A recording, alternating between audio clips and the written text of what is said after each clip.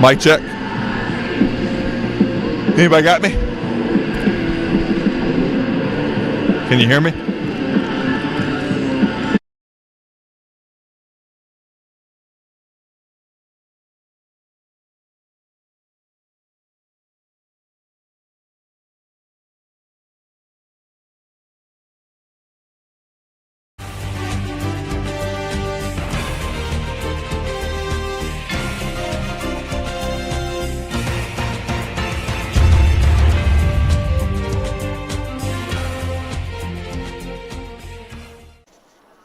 Friday Night Football greetings from the Jim Landers broadcast booth at the Palace in Benton. It is time for Benton Fighting Panther football, and tonight has the potential to be one for the history books as the Benton Panthers host the Little Rock Catholic Rockets.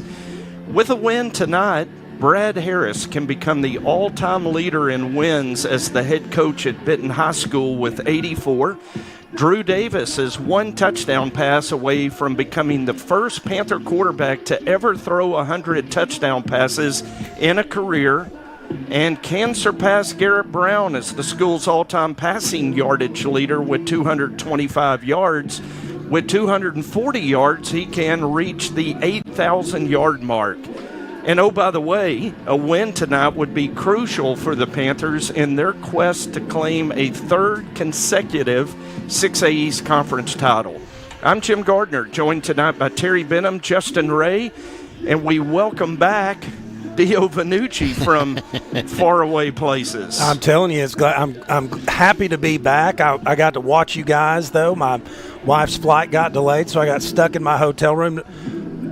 Great timing, though, because I was able to watch pretty much the entire game, and I heard you guys ragging on me a little bit, so that was good. Made me feel at home, but glad to be back here at the Palace. Absolutely. Tonight's broadcast of Benton Panther football is presented by Everett Buick GMC and sponsored by Lost Pizza, Legends MVP, Hamilton Family Dentistry, Merchants and Farmers Bank, Jones Heating and Air, Alcoa Community Federal Credit Union, Midtown Mechanical, Neo Home Loans, Black Corley Owens and Hughes, Solex Aesthetics, the City of Benton, Elliott Electrical, Truman Ball Real Estate, Lane's Chicken Fingers, Allied Glass, First Security Bank, Riverside Grocery and Catering, Jones Heating and Air, ACDI, True Gentleman and True Boutique, Congo Fireplace and Patio, Edward Jones agent Caitlin King, Westside Wellness, and Hirschfield Insurance agent Jason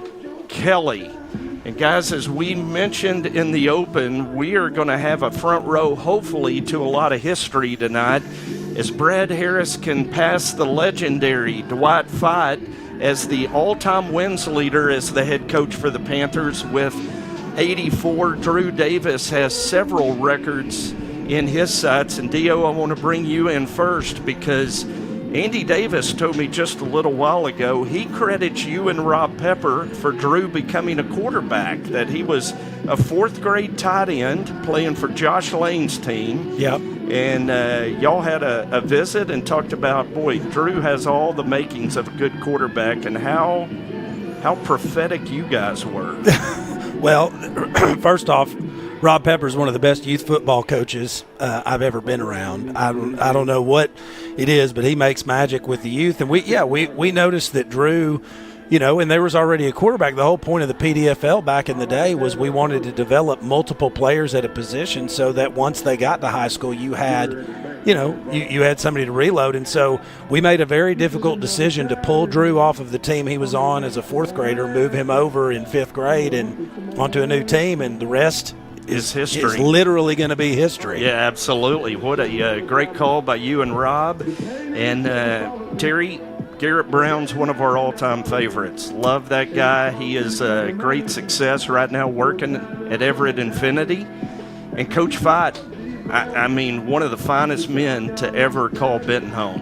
Oh, yeah, two of my favorites. Coach Ray and I were visiting prior to pregame, and I was telling him I still remember the first varsity pass that Garrett Brown threw in the rain, pouring down rain in Russellville, and he hits Garrett body for an 80-yard touchdown. And I looked over at you and said, "Who is that?" Ain't nobody catching Garrett body. That's right. Yeah. Through the rain. Was that the night you were in Mr. Michelin outfit? No, that was in West Memphis. Okay. But I will tell you, that was the night that we had bowling. Was his sister was my umbrella holder. Yeah. Grace, thank you. I couldn't think of her first. Yeah, Grace was my umbrella. She was our intern, and she was my umbrella holder, and it was raining cats and dogs that night. Yeah, I remember it took about a week for my seat to dry out from Freddie. Guaranteed. So through that. great memory. So with history on the line tonight, it is fitting that the oldest historical rival of the Benton Panthers is the opponent. Tonight is the 62nd time that the Panthers and Rockets have played. It is the most often opponent in Benton Panther history. These teams first played all the way back in 1936. The Panthers won it 37-6. Catholic actually leads the series 35-24-2. But last year, guys, do you remember last year's game, 42-0? We snapped it 21 times in that ball game and scored 6 touchdowns on 21 snaps. Yeah, it was one of the weirdest games. And frankly, the last 2 years have been some of the craziest games as long as we've been broadcasting, and that certainly goes in the books with only 21 snaps and to have 42 points. Yeah, I went back and looked, Dio. Time of possession, 41-10 for Catholic, 650 for Benton. It was insane. I remember that because we looked at that at the end of the game, and it was just that's the most lopsided stat that I've ever seen in a football game. Just so efficient on offense, and Catholic they couldn't stop us, and then, they were able to move the ball. But Catholic's one of those teams that from year to year, you never know what you're going to get with That's them. exactly You know what right. I mean? Yeah. They may be great, and then they may just have a couple of off years. Kind of depends on who they've got. I guess that's every class, every high school.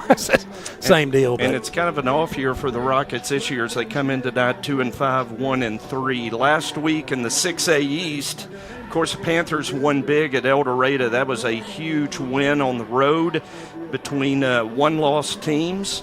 Jonesboro, I'm not really surprised Jonesboro won. I'm surprised Marion's only score came late in that game in garbage time, 21-6, a shocker. Mm-hmm. Sheridan beat these Rockets 51-36 last week at War Memorial, and Sylvan Hills continues to roll 55-12 over West Memphis. Tonight in the 6A East, we've got the Rockets and Panthers here.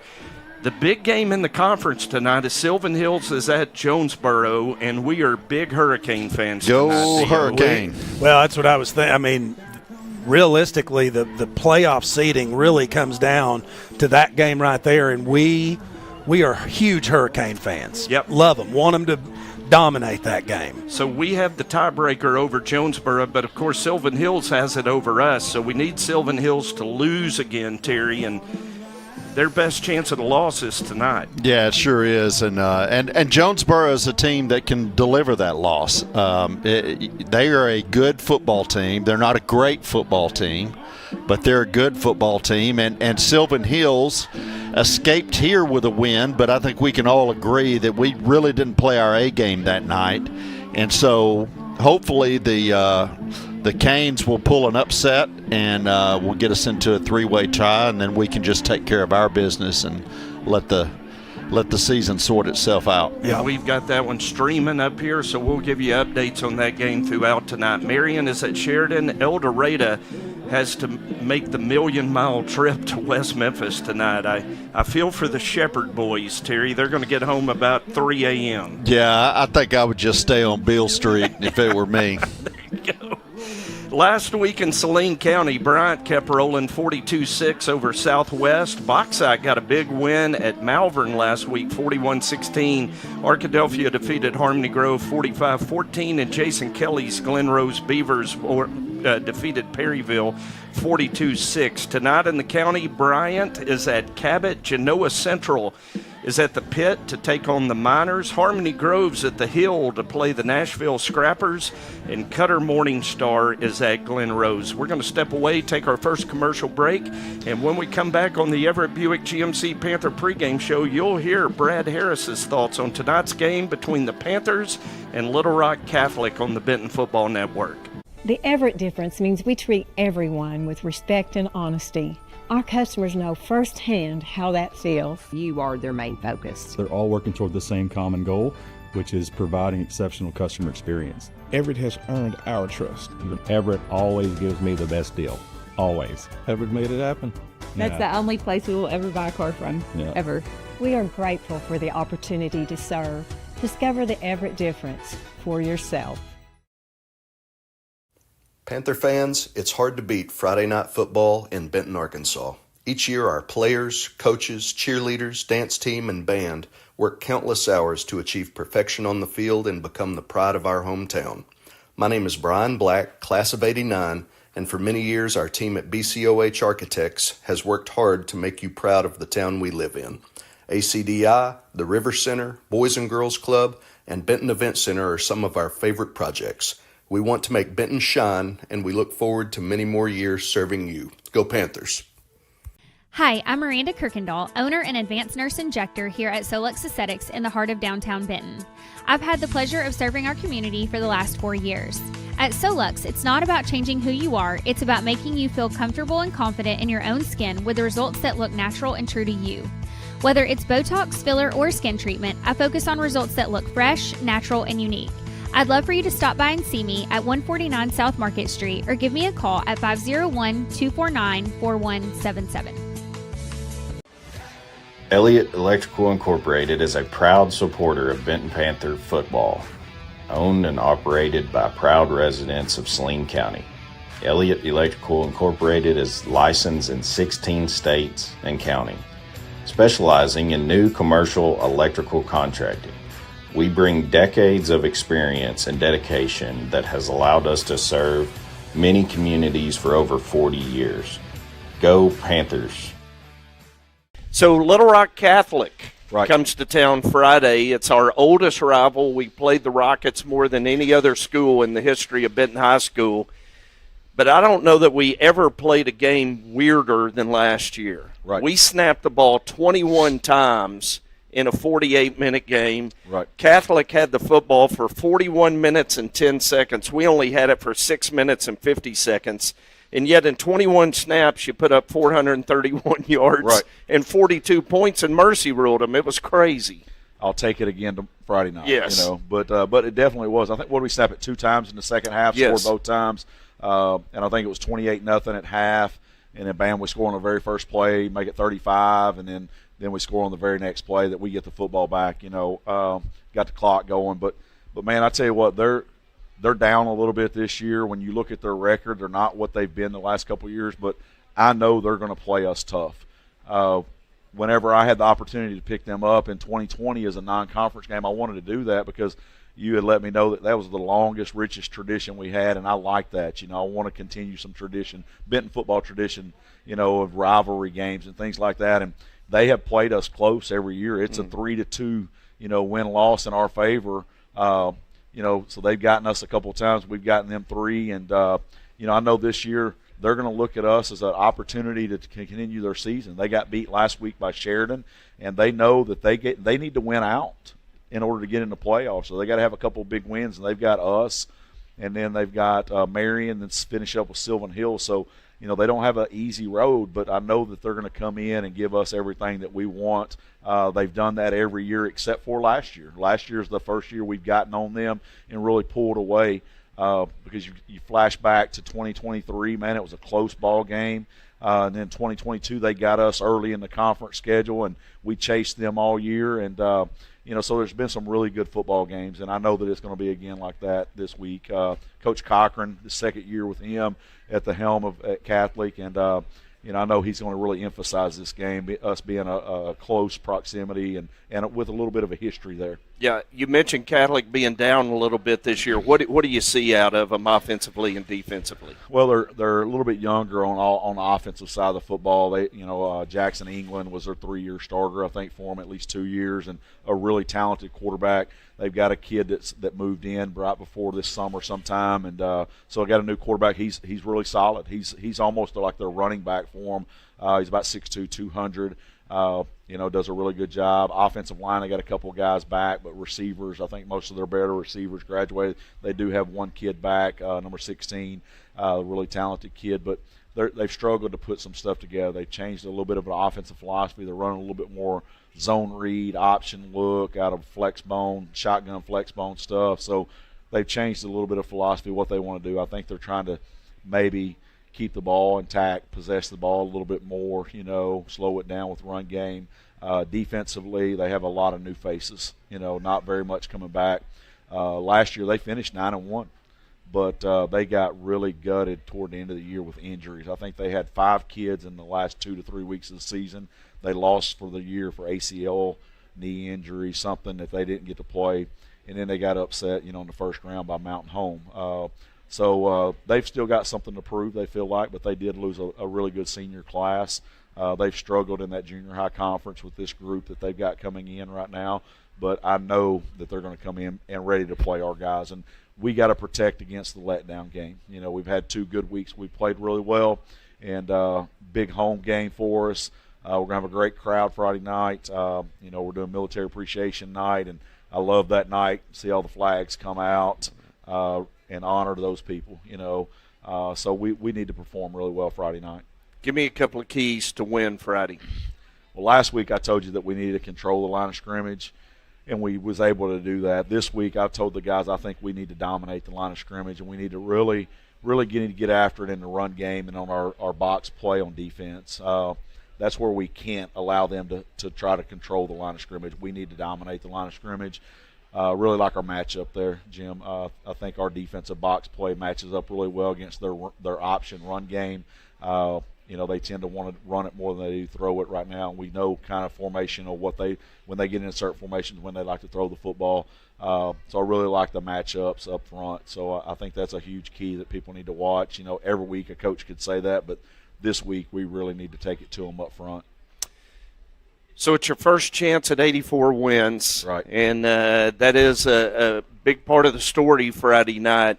A chance to pass Coach Fott as the winningest coach in Benton history. Right. Maybe just talk for a second about what it would mean to you to be able to achieve that at home. Well, it'd be huge for us. I mean, I love playing at Benton. We always have a great stadium. We have a great stadium. We always have a great crowd. The last couple of years, we've had phenomenal crowds. We went through a little dry run, 2019, 20, right there, pre-COVID, COVID, with not great crowds. You remember back to 2019, we played Greenwood, and they're posting negative stuff about us. But man, since COVID, we've had some really good home crowds, and I've loved it. Looking up there and seeing the crowd, completely packed, and I want to bring a championship to Benton. I want to bring a Salt Bowl win. All those things to the community of Benton. So I think that's huge to bring as much pride to the community as possible. I know 84 is a milestone for me, but the biggest milestone is winning football games for the Benton Panthers. I look at it as this. I would love to get to 89 wins this year. And if I get to 89 wins, that means we win a state championship. Yeah. That's huge. Yep. Good luck. All right, appreciate it. Good luck, Coach. So, for more than 30 years, Truman Ball Real Estate has proudly served Saline County, helping neighbors buy and sell homes while treating every client like family.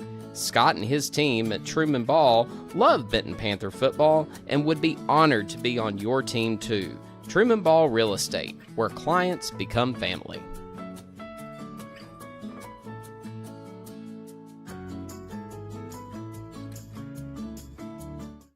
Tonight's game is fueled by Lane's Chicken Fingers, your local spot for crispy hand-breaded chicken, house-made sauces, and hand-spun milkshakes. Lane's has been serving up finger-licking greatness since 1994 and is now proud to call Benton home. Whether you're celebrating a win or feeding the team, Lane's is just around the corner. Visit us today at 2110 Highway 5 North, right behind Kroger in Benton.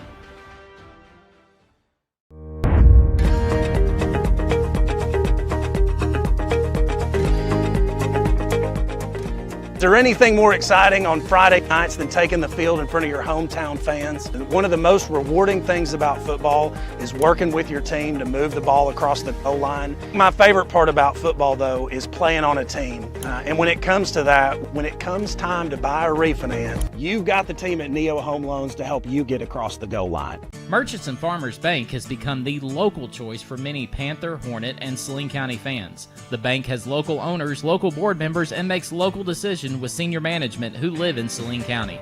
They are truly small bank friendly with big bank products and services focused on Saline County. Drop by the Benton branch at 146 West South Street in downtown Benton or the Bryant branch at the corner of Highway 5 and Spring Hill Road and talk to their friendly team members. Member FDIC, Equal Housing Lender.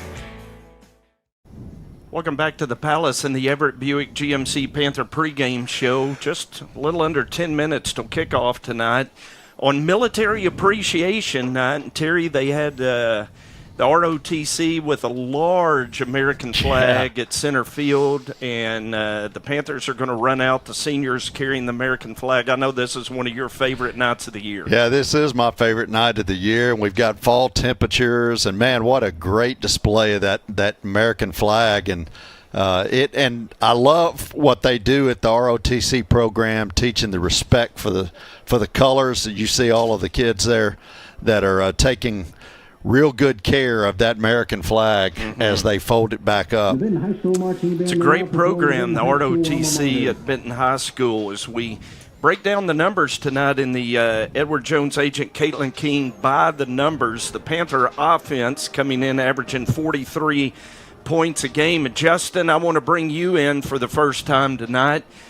You probably felt calling plays last year against Catholic like you had a night off. You guys mentioned it earlier in the pregame show that, we ran 21 snaps, and it was a very unique situation. I felt like everything I called worked, but if you remember, the first series we went 3 and out. Yeah. So we ran 21 offensive plays in the first series. We went 3 and out, and then we scored on every possession after that. Went 35 first half, and then the very first play of the second half, if I remember correctly, we threw a screen to Payne, and he went 80 yards for a touchdown or something. So back to last week, Justin, we really, I think, saw the offensive line come together in that second half at El Dorado in a way we haven't seen this year. Yeah, we started establishing the run game.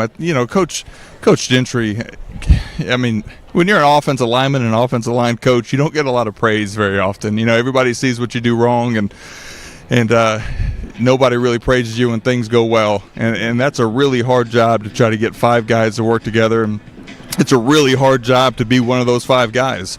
And I think we found a good mix of who we want there, and I think the kids are starting to gel and perform well and play with pride.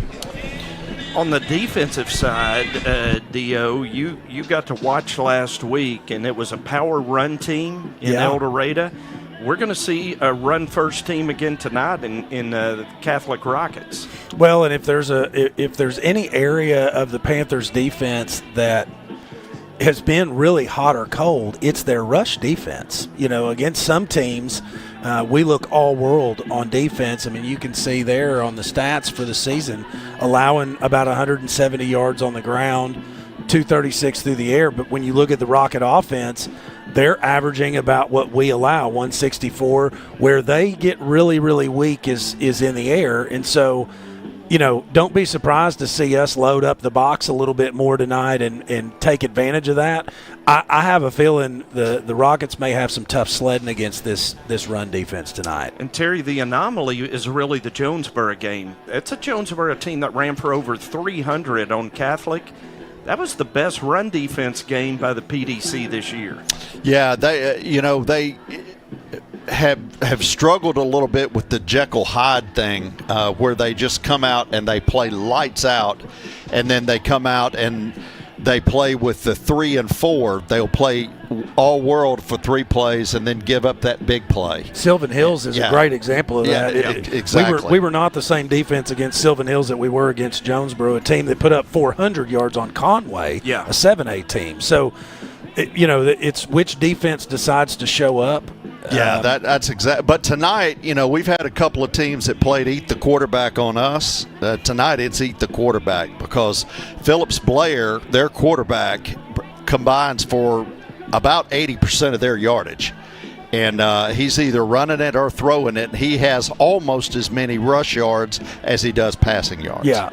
So this week we usually say in Benton Panther sports, but we're going to expand that. This week in the Benton School District, on Tuesday, Stephanie Williams, the music teacher at Mountain View Elementary, was awarded as the Arkansas Teacher of the Year. The governor was on hand as a part of that award ceremony, and that is a tremendous honor for Miss Williams to be recognized as the Teacher of the Year for the entire state of Arkansas. Yeah, congratulations to Miss Williams, and I know all her students are proud as well, and what a great honor for the Benton School District. Yeah, I don't know how many teachers there are, but there's only one of those given out. Yeah. So that's a lot. It's like winning it's better than winning the lottery because she earned it. And the interesting thing is one of the other 5 finalists is a teacher at Bethel Middle School. So Saline County had 2 of the 5. Yeah. So congratulations to Miss Williams. Speaking of honors, Coach Shoup's Lady Panther volleyball team captured their 8th consecutive conference championship this week and finished their conference slate at 13-1. They're 18-7 overall and suffered a close 5-set loss to Conway last night. Coach Shoup said she loved the fight and the ability to bounce back after the second and third sets went sideways. Senior Sahara Stamps had 10 kills, 2.5 blocks. Vivian Hope had 9 kills, and Audrey Strickland had 2 blocks. Aniston Fox led with 17 assists. The Lady Panthers opened state tournament action on Monday at high noon in Marion. They will play the 4th seed from the 5A West, Shallow Christian. If the Lady Panthers keep winning, and there's nothing to say they won't, they'll play Monday, Tuesday, and Wednesday, and that would get them in next Saturday's state championship game at Bank OZK Arena in Hot Springs. So good luck to Coach Shoup and the Lady Panthers. In football, the JV lost their first game of the season on Monday to Bryant, 28-20. It was a wonderful game. And I will tell you, with a nod to Jason Kelly and Hirschfield Insurance, Noah Chastain had the collision of the entire season in that Monday night game. He absolutely leveled a Bryant running back at the 1-yard line, and those that were here will never forget that. JV will conclude their season Monday night at Lake Hamilton. Justin, as we bring you in, tough night for the 7th graders Monday as well. It was tough. It started off well. They drove about 70 yards, and then on 1st and goal, ball snapped over the quarterback's head. Bryant scooped and scored, and then we really never recovered from that moment. But they go to Lake Hamilton just like the JV team does, and we're going to take our frustrations out on them. We don't like Lake Hamilton around here. Yeah, exactly. It's going to be a bad night to be a 7th grade Wolf on Monday. Last night, the 8th grade won 48-24 over Forest Heights, and I've got to give a big pat on the back to my man, Gray Goodner. He had a 75-yard pick 6 to finish that one off last night, so way to go, Gray, and the 8th grade Panthers with a big win.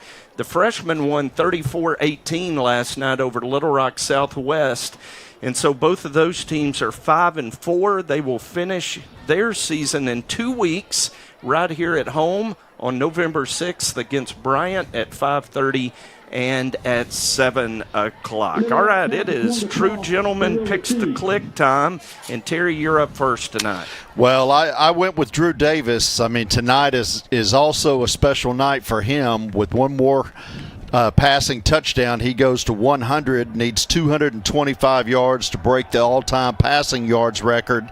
And with 240 yards, Jim, he will pass 8,000 yards for his career. And then Weston Monson on defense. Monson had a huge game last week, and I expect him to be a big factor in stopping that quarterback. I want everybody to keep their eyes on the tunnel as the Panthers prepare to come onto the field. We're going to leave the graphics down on our Picks to Click so we can let everybody see this run out. Dio, who you got for your Pick to Click this week? Well, Poot Collett. Poot's an athlete, and he's going to have a big night tonight. And on defense, Antonio Shelton, I'm counting on my man to wreak havoc in the Catholic backfield tonight. Good picks. Justin. I believe we're going to put the ball in the air tonight. And one of the recipients of that's going to be Will Carter. And then I got Drake Woodard on defense. And then got super sophomore starting to play more like a junior, and I think he's gonna wreck shop tonight. Very good. As all the American flags, and Terry, the flags of the armed forces as Go well. Army. Beat Navy. All right, Justin, who you got for your Westside Wellness key to victory? Key to victory, I think, we alluded to it earlier in the broadcast. I think we started developing the run. We found some rhythm, and I think just keep building on that offensive identity and momentum that we had last week.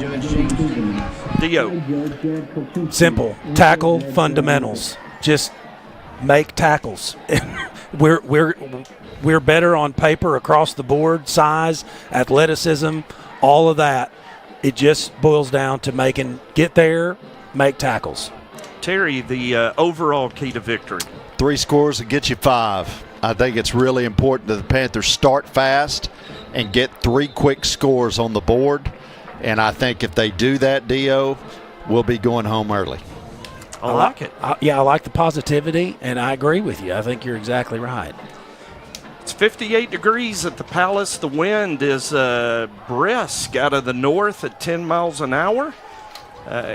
Panther captains tonight were Pook Collett, Drew Davis, Garrett Pilkington, and Connor Stevens. And Gabe Wilbur is going to kick it off. We're going to count touchbacks again tonight with a wind at his back. Gabe's kick into the end zone, so that's 1-1. And Catholic will have it 1st and 10 from their own 20. Starters on defense tonight for the Panthers. It's good to see Austin Hill out there. We wondered if he would get the start, a little banged up in the shoulder last week at El Dorado, but he will start at Bandit. The secondary, the corners are Trey Stewart and Messiah Holloway. The free safety is Cordell Payne. Up front, Carson Conyers gets his first start of the season tonight. Avian Beard is the nose. Connor Stevens is the jack linebacker. Strong linebacker, Weston Monson. Middle linebacker, Bryson Mattia. Weak side linebacker is Antonio Shelton, and the spur is Logan Hipskind. So we'll see the Catholic Rockets first. 1st and 10 from their own 20-yard line. Phillips Blair is the quarterback. And they are going to hand it off, and Connor Stevens is right there to drop Stratton Robinson for a 4-yard loss. Boy, Dio, Connor Stevens picking up right where he left off last week. He had a monster game last week and got through the offensive line that time, made a big play. Yeah, boy, did he last week. And like you said, just shot through there. And he may have only had him by a shirt tail, but he wasn't getting away from Connor. Connor had 14 tackles at El Dorado last week. So as you say, picking up right where he left off. It's 2nd down and 14 for Catholic as they bring Rofe in motion. Blair keeps, and Blair's going to be dropped for a loss. Well, they're going to have a different plan. Antonio Shelton was waiting on that one. I think that was Shelton. That was Mattia. No, that was Mattia. Yeah. Mattia came in from the end and crashed down. Wasn't having any of that. So far, the Rockets have been able to do nothing but go backwards 5 yards. So 3rd down and 15 for Catholic. Opening possession of the ball game. This Panthers showing blitz. Blair rolls to his right. He is harassed. Hit as he throws, and the catch made downfield by Hunter Markham. It's going to be a 1st down Catholic, but Blair paid the price when he released that one. Boy, you're gonna have to go back a few episodes in order to find us really bragging on one of the other kids, but what a throw by Blair, who just got lit up as he let go of the ball. Boy, he did throw a good ball. I mean, that ball was not it was on a rope downfield, and Austin Hill was trying to get back in coverage and just couldn't quite get there in time. Blair completes just 49% of his passes on the season, but boy, that one was perfect as Noah Robertson applies the pressure, and Blair forced to get rid of it before Markham came open. Incomplete, 2nd and 10. Yeah, the one thing about this Panther defense, Dio, is they've got a lot of speed, and he's going to have to get rid of that ball faster. He's not going to be able to stand back in that pocket and just try to look for receivers. Well, and you know, even then, that was a screen. You're supposed to be able to, on a screen play, as the quarterback, you're supposed to be able to have a little bit of time to, you know, drop back and complete that pass, but no doing Noah Roberson in his face. Trips to the near side, handoff to Robinson, and Robinson's going to plow to the 41, and it's going to leave Catholic with 3rd and 4. Yeah, that time is a good read by Blair, and Robertson was able to get up and get just beyond that halfway mark. So 3rd down and 4, Rockets at the Panther 41-yard line. First quarter brought to you by Neo Home Loans. I like those folks. And good folks. Thanks, guys. So they're going to hand it off to Robinson coming near side. He makes a cut, picks up the first down to the Benton 35-yard line, 6 yards on the play, and that'll move the chains.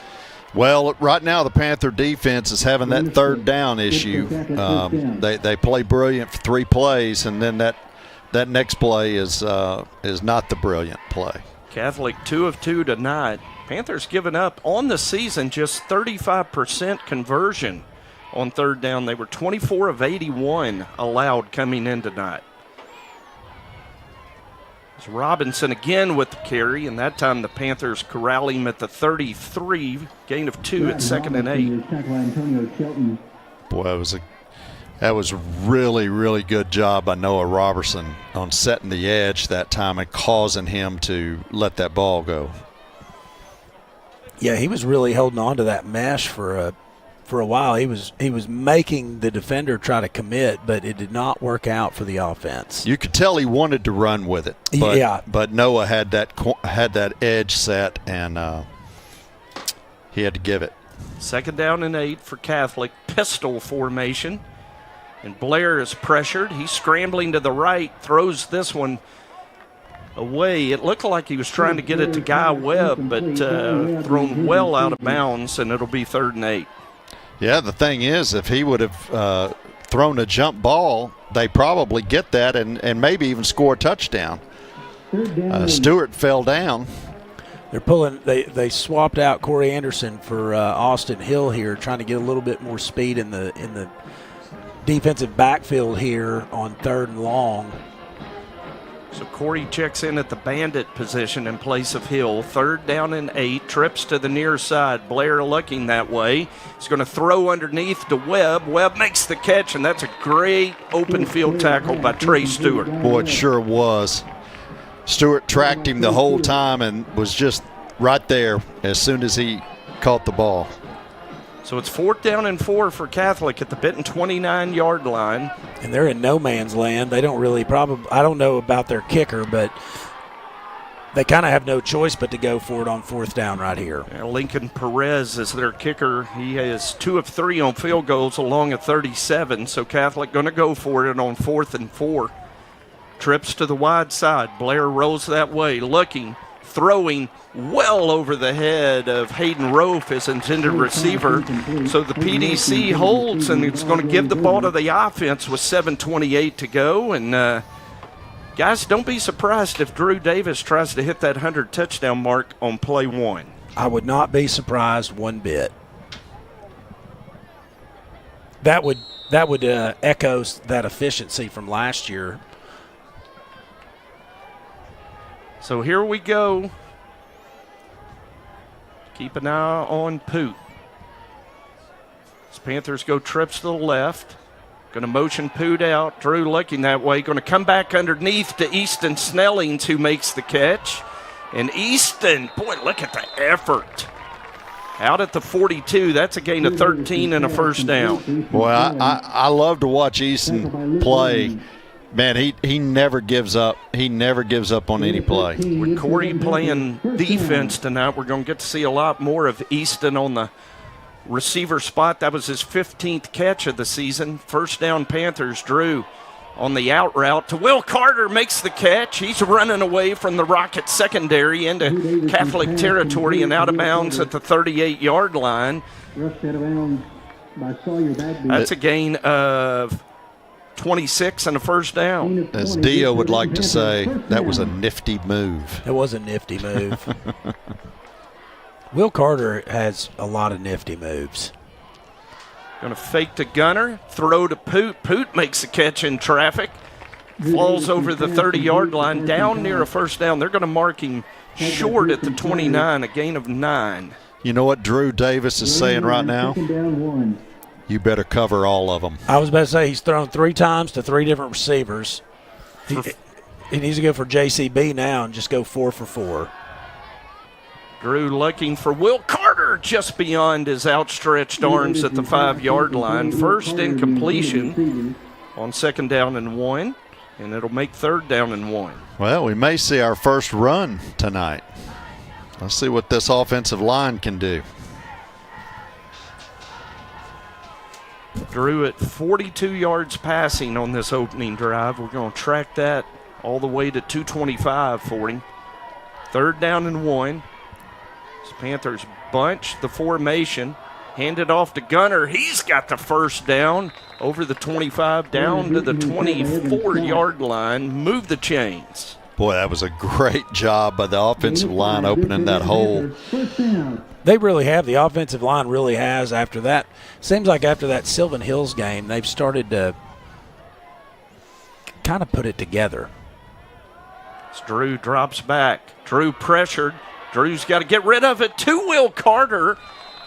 And an improv play gains nothing, but it sure beats a 10-yard loss. Yeah, absolutely. That was a great save by Drew Davis, and like you said, gained 1 yard on the play, but and great job by Will Carter coming back for the ball. Yeah.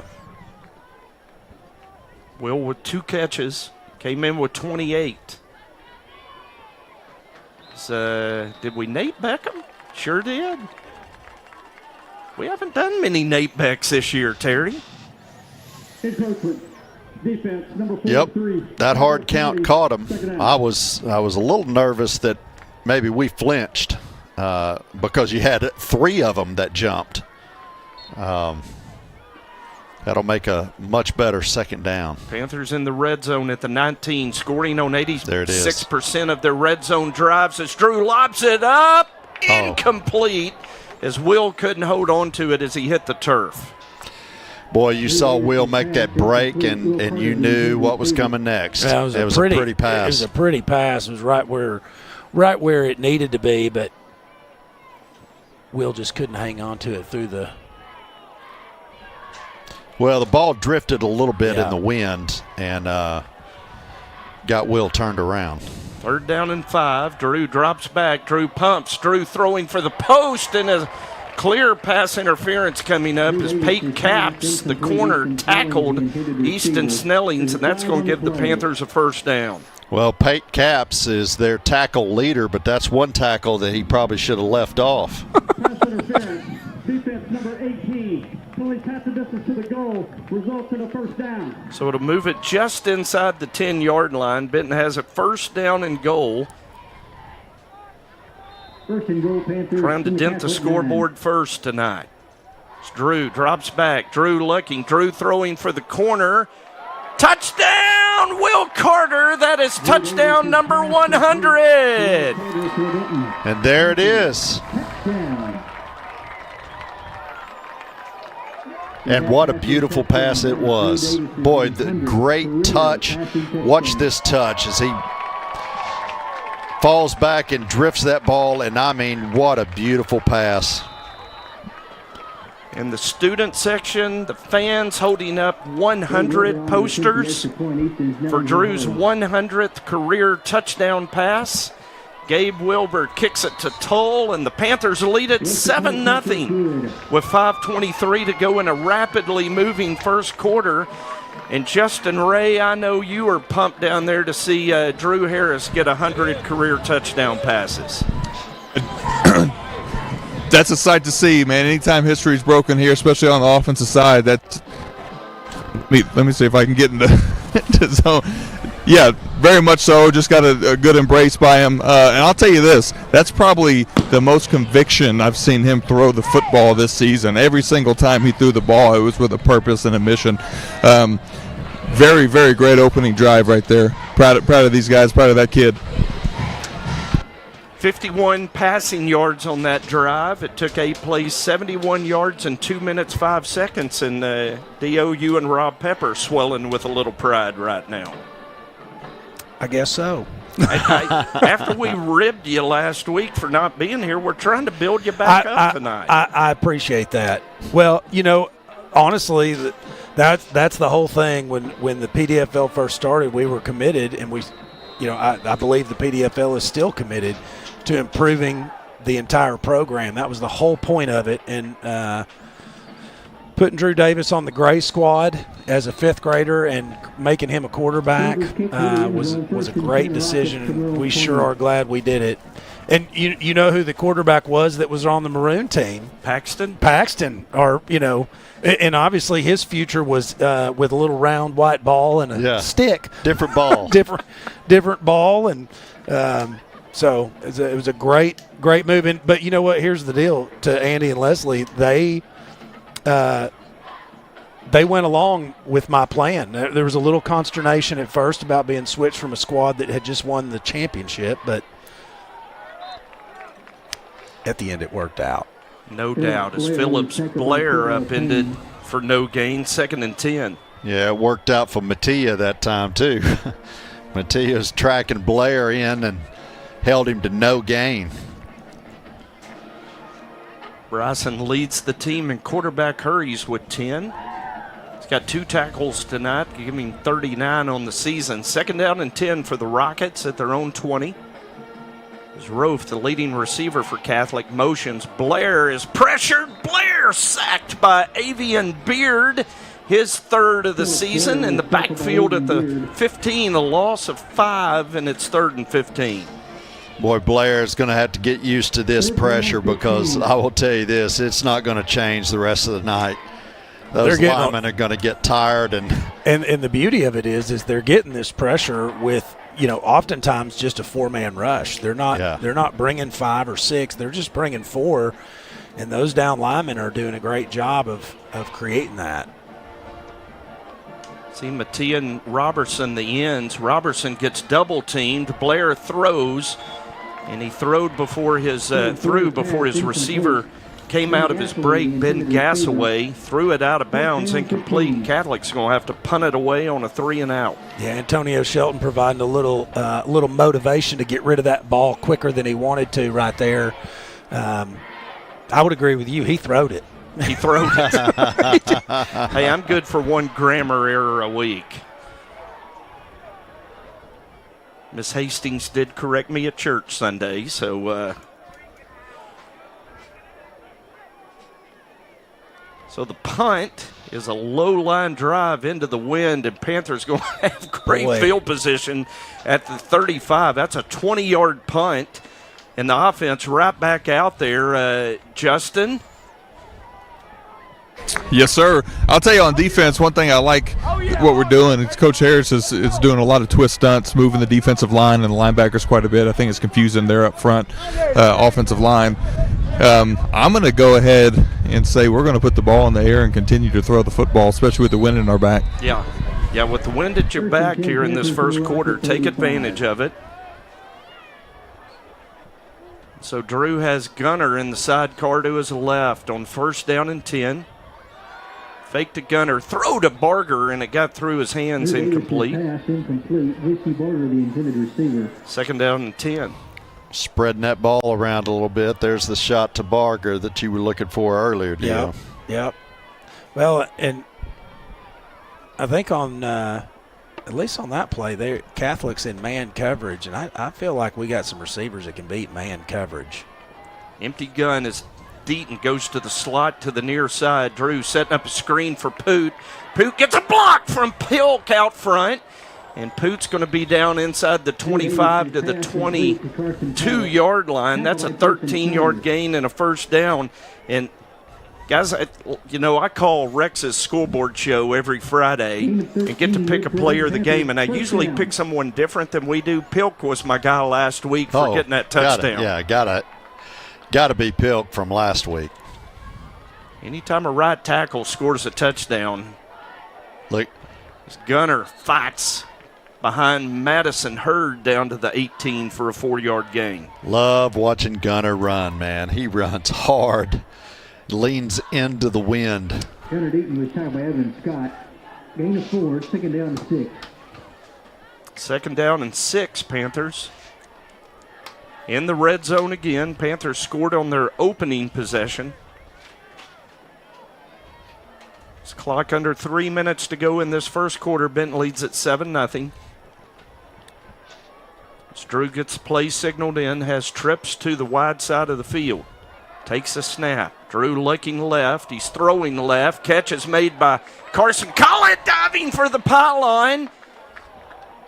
Touchdown, Panthers. Drew Davis to Carson Collett, 18 yards, and the Panthers up 2 scores. That was a heck of a dive. I swear he dove from the 10-yard line to get in. Yeah, let's look at that on the replay. He didn't dive from the 10, but it felt like he did. It sure felt like it. I agree with you, Dio.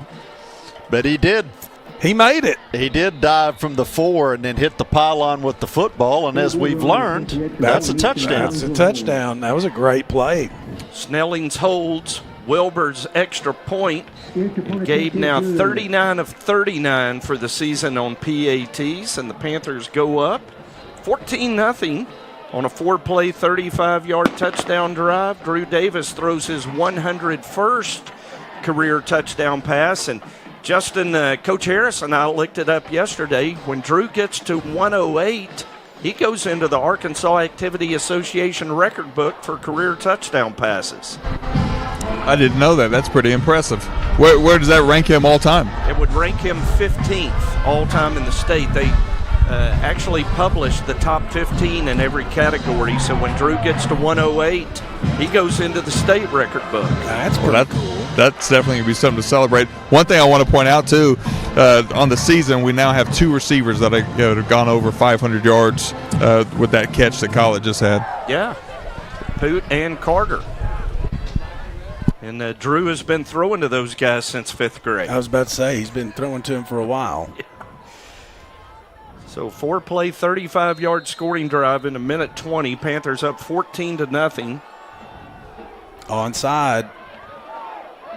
And the ball is rolling around on the turf. Panther sideline. I believe we got it. Antonio thinks we got it, and the refs agree. Who came out of there with it, Justin? Antonio. I couldn't see. I think it was Antonio. We had it at first. Wilbur had the ball, and then he lost it, and I think Antonio saved the day. Rolling on the field, recovery by Benton, first down. What can Antonio not do? Sure enough. Yep. He just kind of wormed his way in there. And he did hungry, hungry hippo on it. Reached out and grabbed it out from under the Catholic player. So 1st and 10 Panthers at the Rocket 47. And why not? As Drew rolls to the left, sets his feet, throws to a wide open Poot at the 20, at the 10, Poot down to the 5-yard line. And the Panther offense is clicking. Well, that was just another beautiful pass. And that play was just like an easy play. That's like Pascal. It didn't even look like there was a defense, really. I mean, Drew was so calm in the pocket as he rolled out. Collett was 7 yards behind the defender. Pitch and catch. So 1st and goal at the 4. Drew rolling out. He's going to throw wide open touchdown. Carson Collett with his 5th touchdown receiving of the season. A flag on the other side. And we'll see what the call is. It's Michael Catton, our white hat tonight. Illegal shift, offense. And that touchdown going to be wiped out by an illegal shift on the Panthers. First down. Well, Terry, I was about to say your offensive or your key was 3 quick scores. It still feel pretty good about that at this point. Is. But Jonesboro and Sylvan Hills tied at 7 with 5:40 to go in the first quarter up in Northeast Arkansas. Go Canes. Yes, sir. Would it be Canes or Kane? Yes. Well, you're always the emphatic Hurricane man. Leave the S off. Well, that's why I said, would it Yeah. be Canes or Kane? Aging Miss Hastings. Depends on how many Hurricanes you have. Yeah, but they're just the Hurricane. They're missing an opportunity. I would want 11. I agree with you on that. And I feel like it's much easier to say Hurricanes. Well, while we're discussing grammar, the Panthers are going the wrong way. False start backs them up 5 more. It's 1st and goal from the 14. As Brendan Murdoch, who was our Neo Home Loans offensive MVP last week, checks in on offense as Drew lobs it for the corner for Will Carter, incomplete. Will double covered that time. Second down and goal. That's a tough pass right there when you got safety help over the top, throwing that little fade throw. I much prefer when we bring a receiver, underneath something like that on a little out, get him into the flats and let the receiver do the work after the catch. Well, AP has got a good angle right now over the top. Let's see if they look for him. Going to throw it underneath for Collett, who lined up in the backfield. And Pooch down to the 6-yard line, a gain of 8, and it's 3rd and goal. I mean, you do realize, they do realize we're the Benton Panthers. Like, it'd be weird if we were the Benton Panther. Just saying. There's many Panthers. Anyway. It's AP Lewis and Collett to the near side. Barger and Carter to the far side. Carter in the slot. Barger, the outside receiver. Murdoch, the running back. He protects for Drew, who throws to Will Carter. Touchdown as Will with that patented hop over the goal line. And the Panthers with 3 touchdowns. Terry's key to victory and go up 20-0. Well, you see that nice pass, and then Will just jumps over the fence. And Panthers are up 20-0, about to be 21. He did that was the Wes Welker little route, the little dig and out route. That's such a, especially the way he runs routes. I mean, that defender jumped to the inside 4 yards, and there was he was so wide open.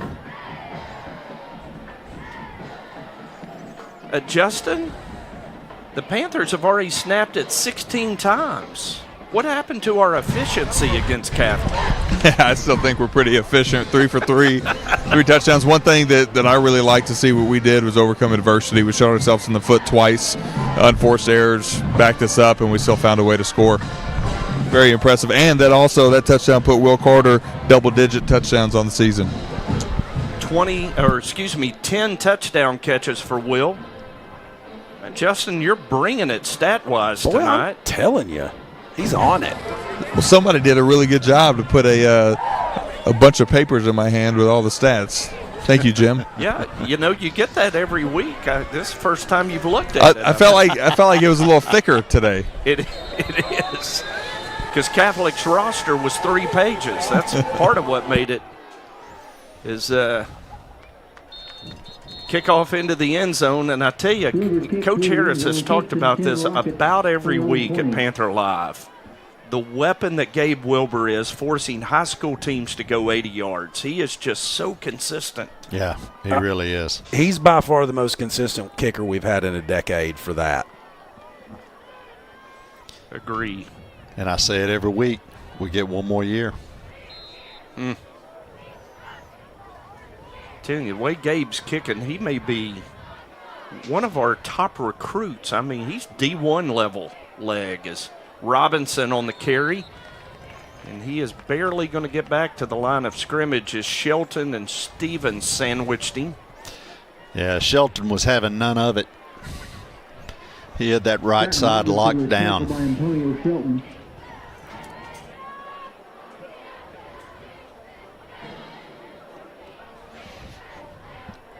Second down and 10 Rockets. Panthers lead at 21-0.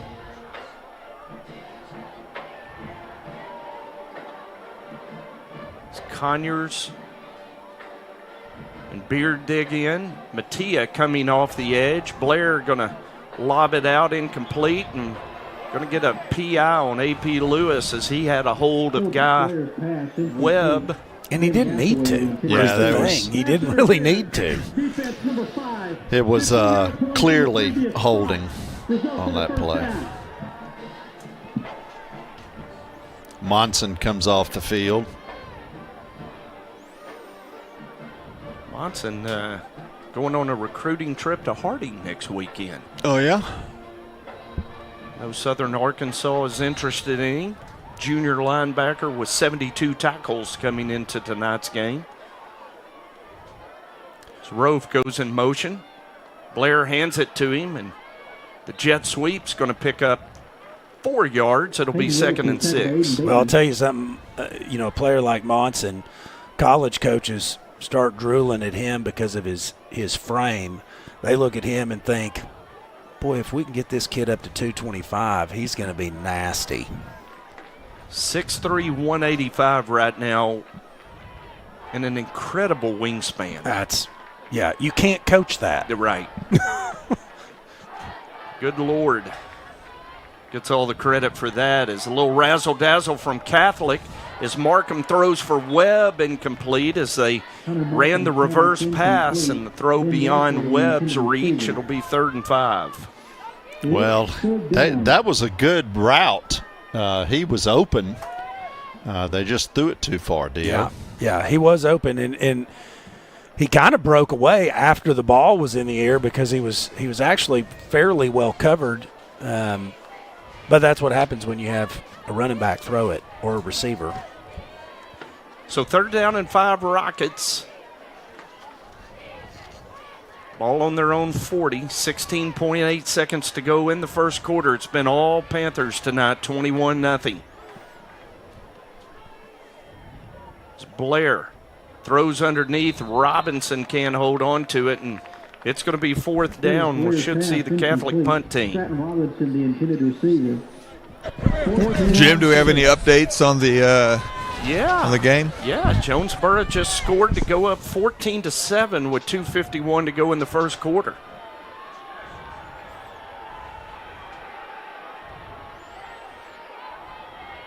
So Catholic going to punt it away. Cordy Anderson, who's the Swiss Army knife of this team, back to receive the punt. Cordy has played free safety. He's played receiver. He's playing bandit tonight.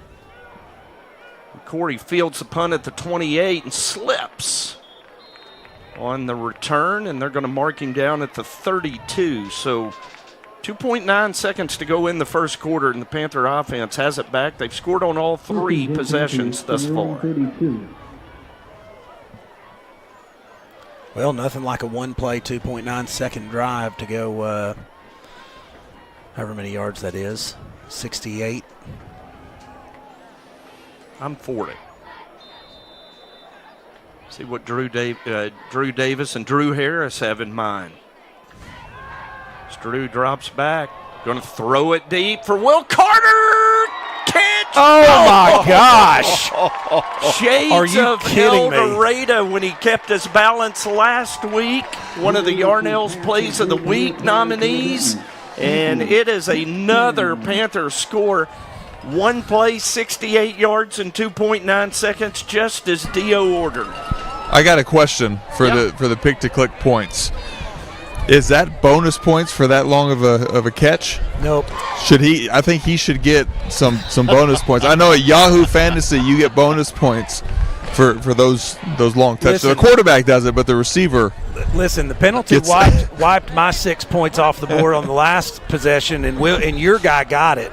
So let's just be satisfied with the fact that was a 12-point swing in your favor against me. Okay, pal? I'll be satisfied. Okay. That's 3 touchdowns, all right, for Will? Yes. Yeah. And we got to go to a quarter break as Benton leads at 28-0 tonight over Catholic. The Everett difference means we treat everyone with respect and honesty. Our customers know firsthand how that feels. You are their main focus. They're all working toward the same common goal, which is providing exceptional customer experience. Everett has earned our trust. Everett always gives me the best deal. Always. Everett made it happen. That's the only place we will ever buy a car from, ever. We are grateful for the opportunity to serve. Discover the Everett difference for yourself. Jones Heating and Air, located at 520 Edison Avenue in Benton, specializes in residential, commercial, and new construction HVAC systems and offers 24-hour service. Jones is a proud supporter of Benton Panther Athletics, the Saline County Boys and Girls Club, and youth sports at Benton's Riverside Park. Find out more at jonesheatingandair.com or call 501-778-3324.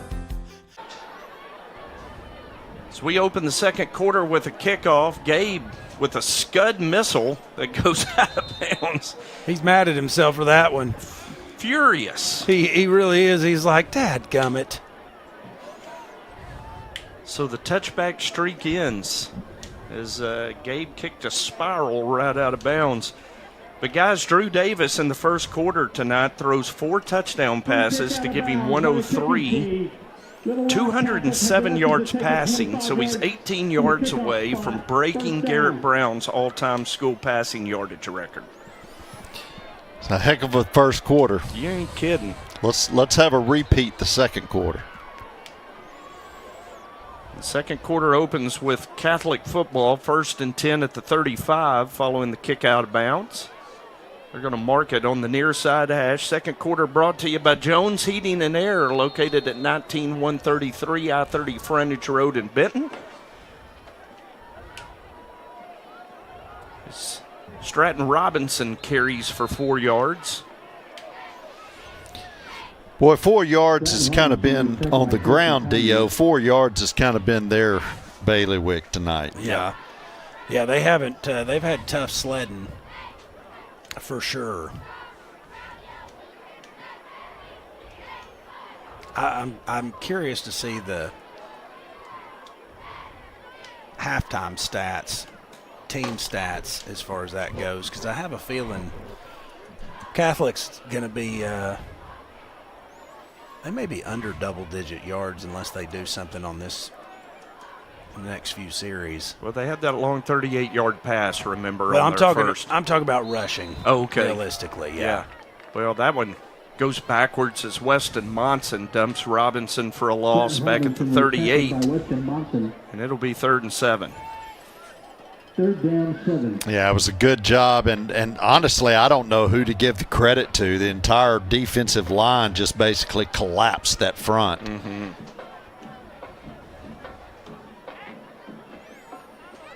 Weston now with 8 tackles for loss on the season. 3rd down and 7 Rockets at their own 38. Panthers lead at 28-0 as Blair takes a snap. He throws, catches made, tackle by Roy Adams, and it's going to depend on the spot. They're going to mark him a yard short. Boy, I'll tell you this is a tough down for you if you're Catholic, because kind of feel like you need to go for it down 4 scores, but boy, you sure don't want to give the ball up on this side of the field. Yeah, it definitely a dilemma. They're going to probably try to Nate Beckus here, if I had to guess. Looked like a tush push coming to me. Yep. As Brad Harris, Johnny on the spot, calls timeout. Justin, I think we were going to see a Philadelphia Eagle tush push right there. That's exactly what it was, and I think Coach Harris, I guess, maybe saw that and wanted to get a plan together. This could be a big stop. You know, they don't have any other option than to go for it. Right? It's 28-0. All they can do is I don't see them punting the ball the rest of the night until we get the mercy rule on them. Justin Ray's biggest fan just stepped into the press box. The old ball coach himself, in the flesh. The halftime guest tonight on the Hamilton Family Dentistry halftime show, the man who brought Brad Harris to Benton, Scott Nethery. Yeah. Good to have you in the booth, Scott. So 4th down and 1. Here comes the high school tush push. Panthers digging in. Blair takes it, and a flag thrown immediately by the line judge on the Catholic sideline. What do you think he's calling there? Is that a false start? Prior to the snap, encroachment, defense, 5-yard penalty. Offside on the Panthers, going to give them a 1st down. How did he see that from his position? That's kind of what I'm wondering. I mean, I felt like one of our defensive linemen was a little far up because I couldn't see the ball because of him. But yet, how did he see that? His angle's a little funky. Well, his angle's the only one that matters, unfortunately, and it's 1st down Catholic at their own 49. As they hand it off to Stratton Robinson, and again, Catholic just not getting a push up front. as Robinson carries for 2 yards. Panther run defense tonight has been really good thus far, Terry. Boy, it sure has, and it all starts up front. That defensive line has really played well tonight. Yeah, Carson Conyers been on 3 tackles this drive. And last week he made another big impact to the game last week, but he didn't show up in the stat sheet because he was triple and double teamed all night long. Yep. As Blair drops back, and he's going to be tackled for a loss as Connor Stevens on the tackle. I think we're going to get a hold on Catholic. Yeah. They were trying to hold Connor, and he still gets a sack anyway. I'm probably declining this if I'm Coach Harris.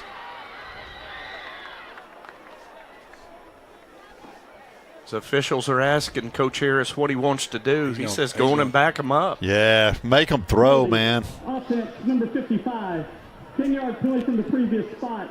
I mean, the Catholic offense has thrown for less than 1,000 yards this season, 767 yards total passing for the year. Drew Davis had that in the Sheridan game.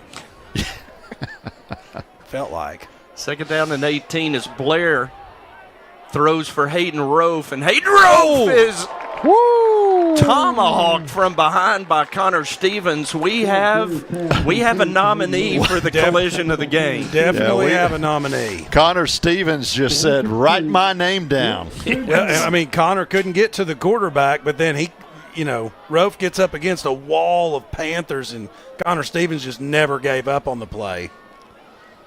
That's after being held and getting a sack on the previous play. Yeah. Battling inside, making tackles on the outside. Connor Stevens. 3rd down and 20, Catholic. Blair trying to find an open receiver, going to force it into coverage, and Cordell dropped it. He's got 5 picks in the last 3 games, and the 6th was right in his breadbasket. Well, that's the problem is he let it get to his breadbasket instead of putting his hands out. That's one of those plays where you look at that on film and you go, that's why you're a D-back. Yeah. That pass, that interception was too easy to catch. Listen, if you're trying to catch it with 2 hands with palms up, you're doing it wrong. He's going to learn that Monday when they're watching film. Elias, coach your brother up.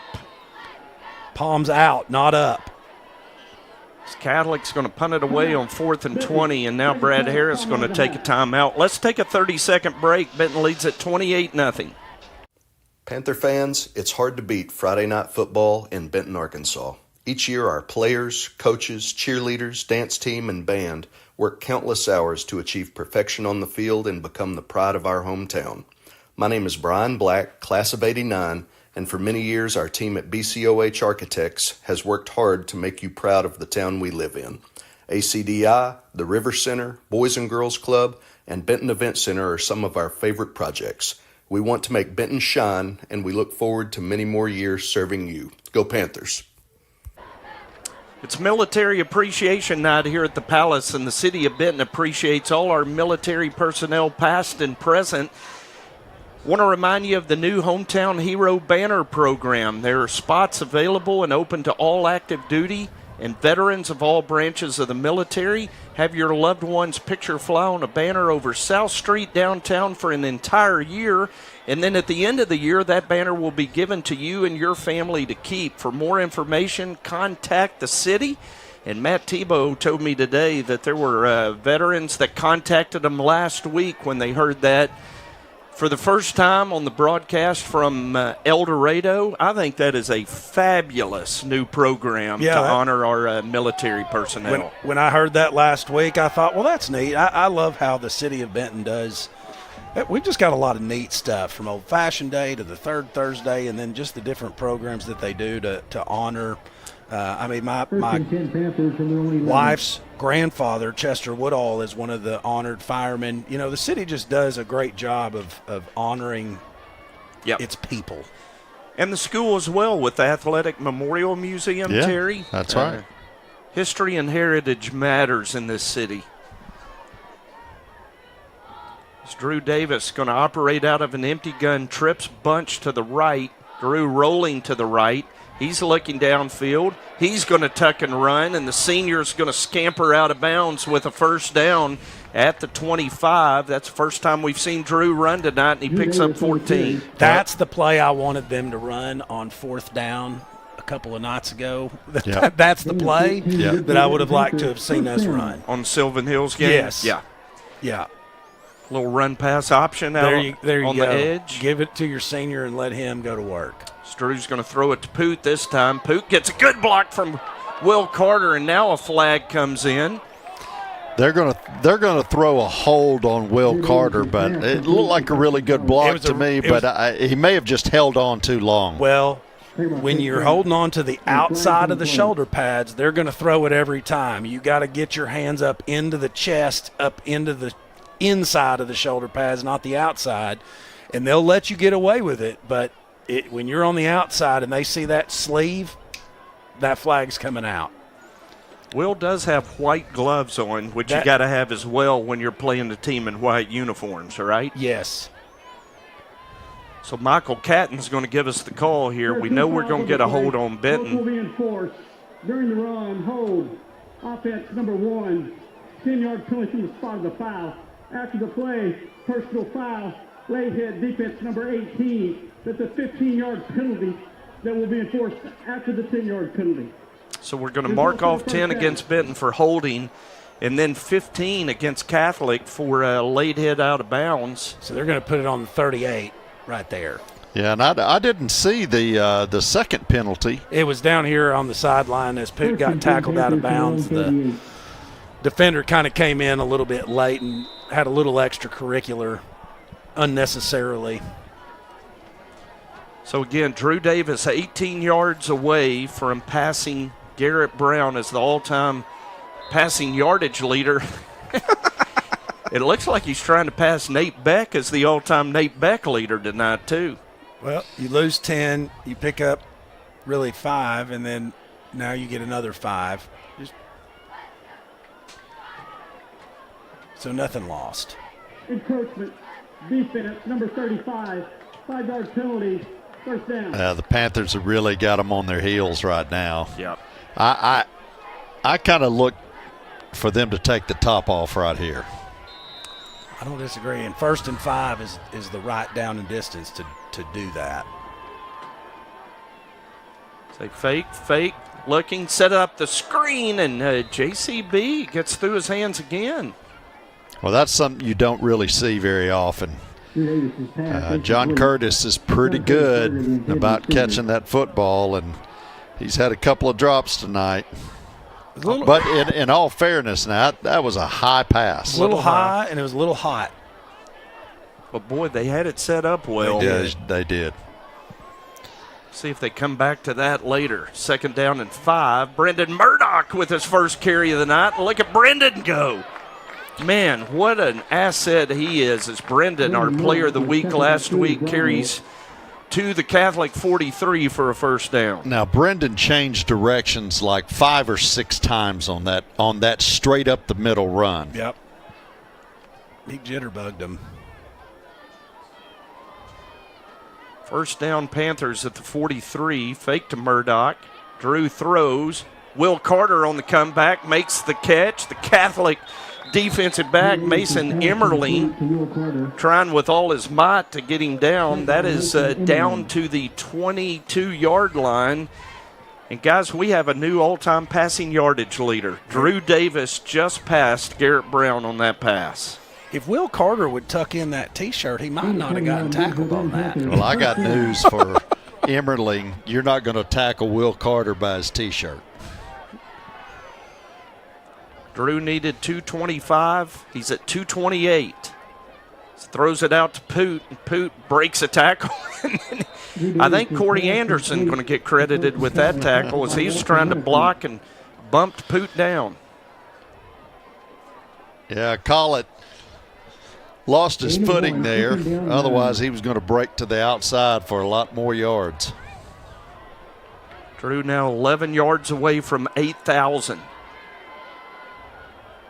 Panthers have it 2nd and 9 at the Rocket 21.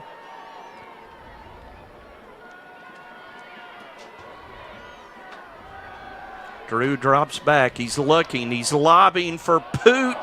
And there it is. Pass interference coming up on Pearson Snyder, the Catholic safety. Panthers going to have it 1st and goal. That was Too a smart easy. penalty. Yeah, too easy.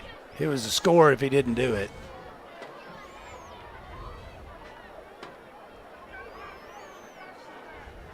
Pass interference, defense number 6.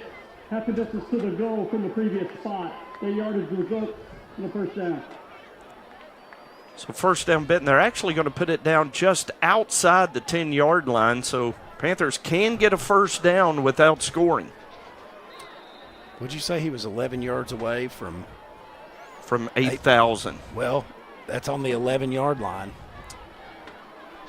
What's another touchdown pass hurt right here? Get 8,000 and a touchdown. That's kind of slick.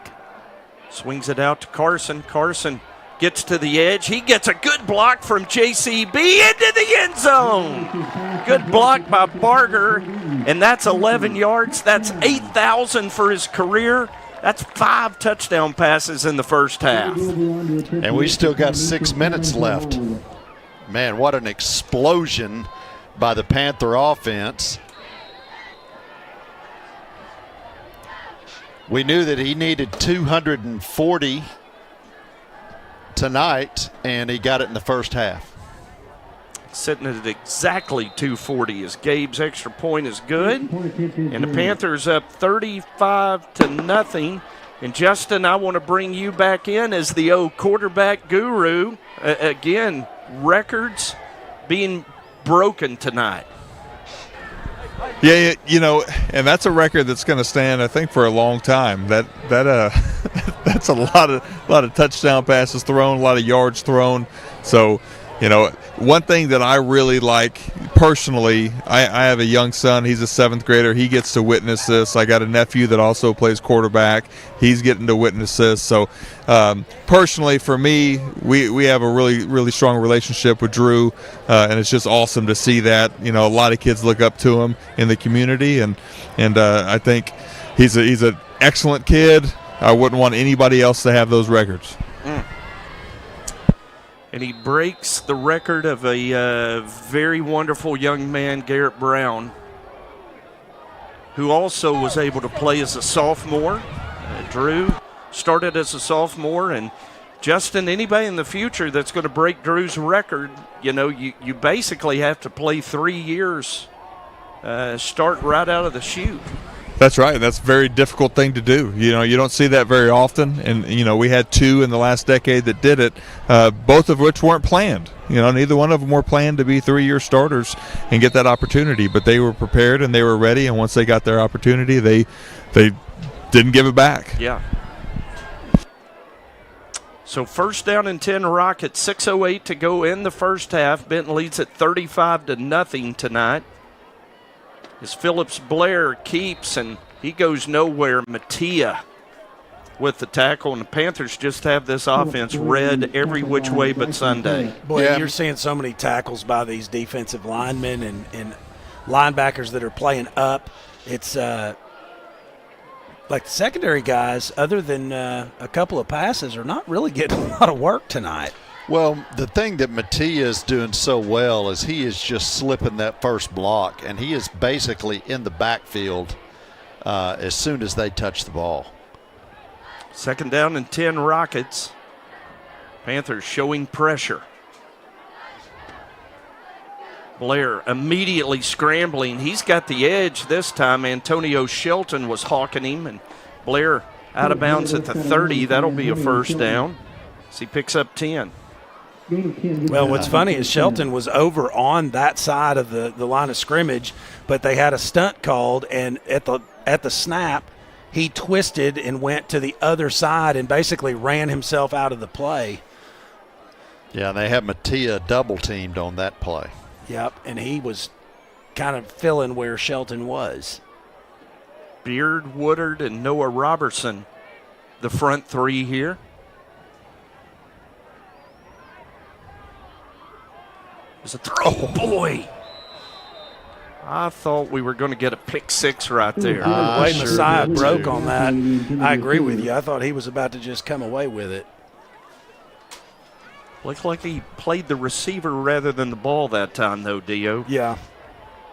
Yeah, that's a tough. Well, I think he had his eye on the ball and ran into the receiver. You may be right. Fair.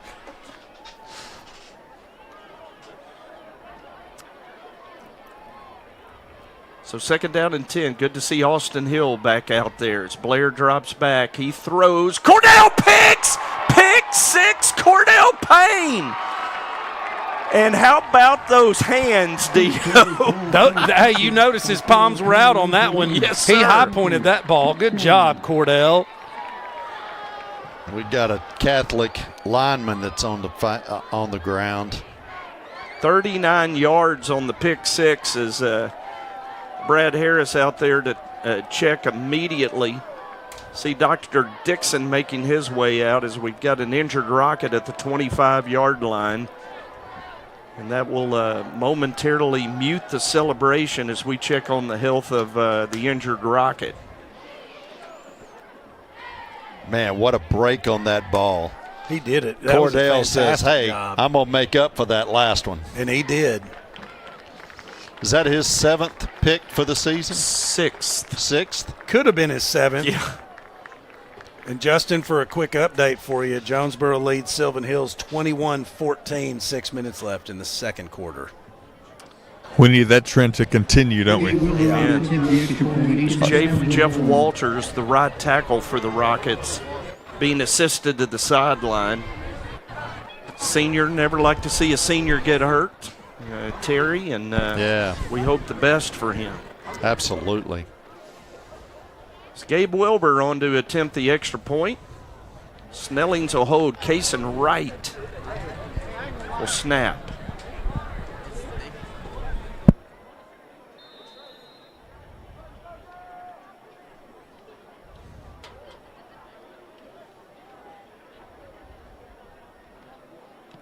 So the operation is perfect. Gabe's extra point is perfect. And the Panthers with 5:05 to go. Now lead at 42-0 as the cannon fires. They didn't have the cannon at El Dorado last week. They didn't? They did not. It's kind of surprising. You know, I didn't notice it, but you're absolutely right. I was wondering how Josh Monson was going to handle that as our fill-in sideline guy. He did a great job. I talked to him on my way into the stadium tonight and told him he did a great job. Had a couple of stand-ins come in. Rob Pepper, she wasn't really a stand-in. Yeah, he kind of made himself at home the last couple of years there. Kaysen was home only, and Rob was our away guy. Yeah. One of the founding members of the Benton Touchdown Club, Rob Pepper. Want to remind you also that the October City Council meeting is on Monday evening at 5:30 at City Hall, located at 410 River Street. All citizens of the city of Benton are invited to attend and stay up to date on what is happening in city government. Hey, Justin, did you go to Pumpkin Fest last Saturday and enter the pecan pie eating contest? I did not. I got a notification saying it would be unfair for me to compete.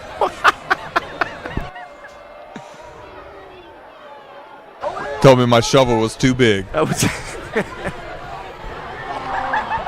As Rofe returns it, he's going to be bumped out of bounds by Hipskind around the 30-yard line. Luke Flowers did tell me Monday night at the JV game that he heard his name invoked in a potential pie eating contest against you and said there was no part of competition against Justin Ray that he wanted any part of. Well, I'll say this. If there's anybody that could compete with me in a pie eating contest, it would probably be Luke Flowers. He's eaten his fair share of pies in the day. He's looking at me in not a very good way right now. So the Panthers going to take a timeout. We'll take it with them. Benton leads at 42-0 with 5 minutes to go in the first half. Panther fans, it's hard to beat Friday Night Football in Benton, Arkansas. Each year, our players, coaches, cheerleaders, dance team, and band work countless hours to achieve perfection on the field and become the pride of our hometown. My name is Brian Black, class of '89, and for many years our team at BCOH Architects has worked hard to make you proud of the town we live in. ACDI, the River Center, Boys and Girls Club, and Benton Event Center are some of our favorite projects. We want to make Benton shine, and we look forward to many more years serving you. Go Panthers! Panther fans, it's hard to beat Friday Night Football in Benton, Arkansas. Each year our players, coaches... Hi, I'm Miranda Kirkendall, owner and advanced nurse injector here at Solux Aesthetics in the heart of downtown Benton. I've had the pleasure of serving our community for the last 4 years. At Solux, it's not about changing who you are, it's about making you feel comfortable and confident in your own skin with the results that look natural and true to you. Whether it's Botox, filler, or skin treatment, I focus on results that look fresh, natural, and unique. I'd love for you to stop by and see me at 149 South Market Street or give me a call. 42-0. Robinson gets the carry, and he is going to pick up 3 yards to the 35. 2nd down and 7 for the Rockets. Robinson was tackled. Well, just nowhere to run for him, Dio. No, our defense is doing a great job right now. Catholic's starting to have that look of a team that doesn't really want to be here anymore. They're like, we got a whole second half of this? The good news is it'll be a 24-minute second half. It's Robinson with the carry again. Breaks a tackle from Monson. Boy, you never see that. Robinson carries to the 40. It's going to be 3rd and 2. Nice hit by Drake Woodard. 3rd down 2. Tackling him from behind. Watch this hit. Pop. Impressed with our linemen on both sides of the ball playing downfield. Yeah.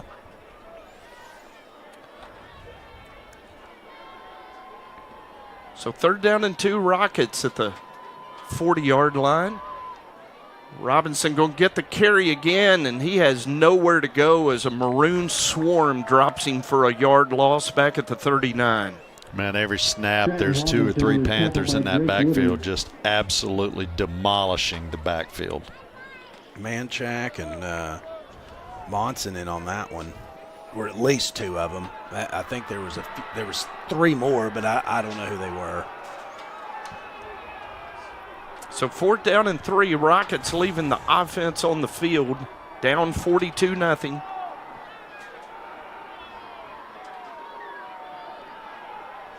Robinson sets to the left. Quarterback Blair, who takes a snap. He throws, and a sliding catch is made for the 1st down for Catholic at the 46. Hunter Markham on the reception. 1st down, Rockets. Once again, Blair makes a really good throw with a guy in his face. Just every single pass that he throws, he's got somebody right here. Yeah, the pressure's been relentless tonight from the front of the PDC. It's Robertson, Manchek, and Woodard up front. Now walk Mattia down, 4-man front. Robinson carries to midfield. It's Woodard, Mattia, and Monson combine on the tackle. Well, I felt what you felt a while ago, Jim, but it's like they were listening to the broadcast, because now you're seeing Catholic. It's that one little play of getting the 1st down. It's re-energized them a little bit. They're firing off the ball a little bit harder, and had a good solid run there on 1st down. 2nd down and 6, right at midfield. Catholic going to the ground with Robinson. And he is tackled from behind by Robertson. I think Catholic's trying to run that clock at this point. So we had a Robinson, a Robertson. We're a Dustin Robertson away from the trifecta. 3rd down and 3 for the Rockets at the Benton 47-yard line. Clock at 1:20 and counting here in this 1st half. Robinson gets the carry again, and Picks up a yard to the 46, and not a lot of urgency from the Rockets here, down 42. Now they're going to take a timeout. So a 4th down and 2 forthcoming for Catholic. After the timeout, and hey, Justin, sorry, you were wanting to have a conversation with Drew Harris, and I interrupted. We're good. Okay. Good. What's going on? Well, I'm just curious, as a former coach in a game like this, when you're up 42-0 at halftime, what do you tell the troops in the locker room? You know, one thing we like to do, we would play rock, paper, scissors at halftime to see what running back was going to go in the second half. I know that sounds funny, but last year we had Q and who was the other senior running back we had? Can't remember off the top of my head, but was it Kyron? Yeah. Yep. And we would play rock, paper, scissors. Everybody would circle around him to see who was going to get the opening drive when we got the football. So that was a way to kind of get everybody excited, celebrate their other teammates. Because at this point in time, this far in the season, you don't want to bring your ones back out when the clock's running. Now, historically, haven't we usually let the one stay in for the first possession of the second half in a game like this? We have. It's been mix and match, but sometimes we'll start, taking a kid out, depending on the running back situation. We would take the starter out, or we would start, if there's a fifth receiver, a sixth receiver, we'll take Will out, we'll take Poot out, and let the one stay in. And then depending on the drive and the clock situation, sometimes we start subbing within that first possession. And honestly, it typically depends on if we're getting the ball coming out of halftime. If we're getting the ball coming out of halftime, we go with our ones. If our defense was starting, if we got to stop, we'd go with our twos. So a minute and a second to go in the first half. And the Panthers going to go to the air again. Drew Davis to JCB, who makes a good catch. Boy, it's good to see him haul that one in, take a lick at the 37-yard line. Gain of 17 and a first down. So I was down here politicking. That's what I was talking to Coach Harris. I knew it. Get number 14 the ball. I figured you were telling him to throw one more touchdown to Will Carter. Well, that too. Well, Will makes the catch but couldn't stay in bounds at the 25, a gain of 12, and the Panthers on the move here at the end of the first half.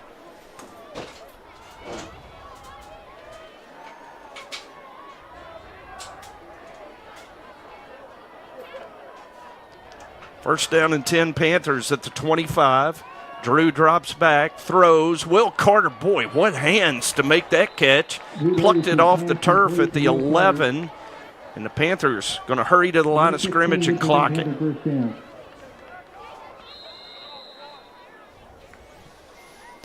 That was good.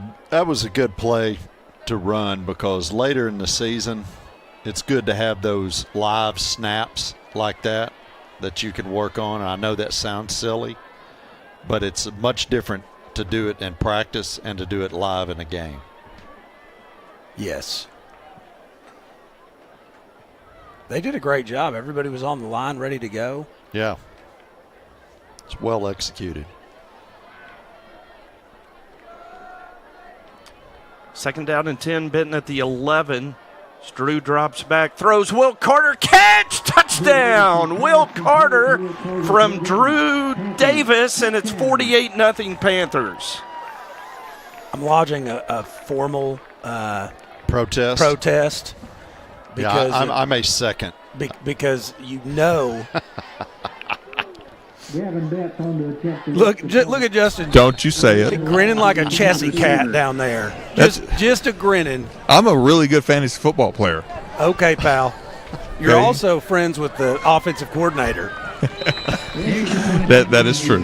Yeah. Maybe what we ought to do for the sake of fairness is, Dio, we can put you back down on the field, bring Justin up to the box so he can't get in Drew Harris's ear.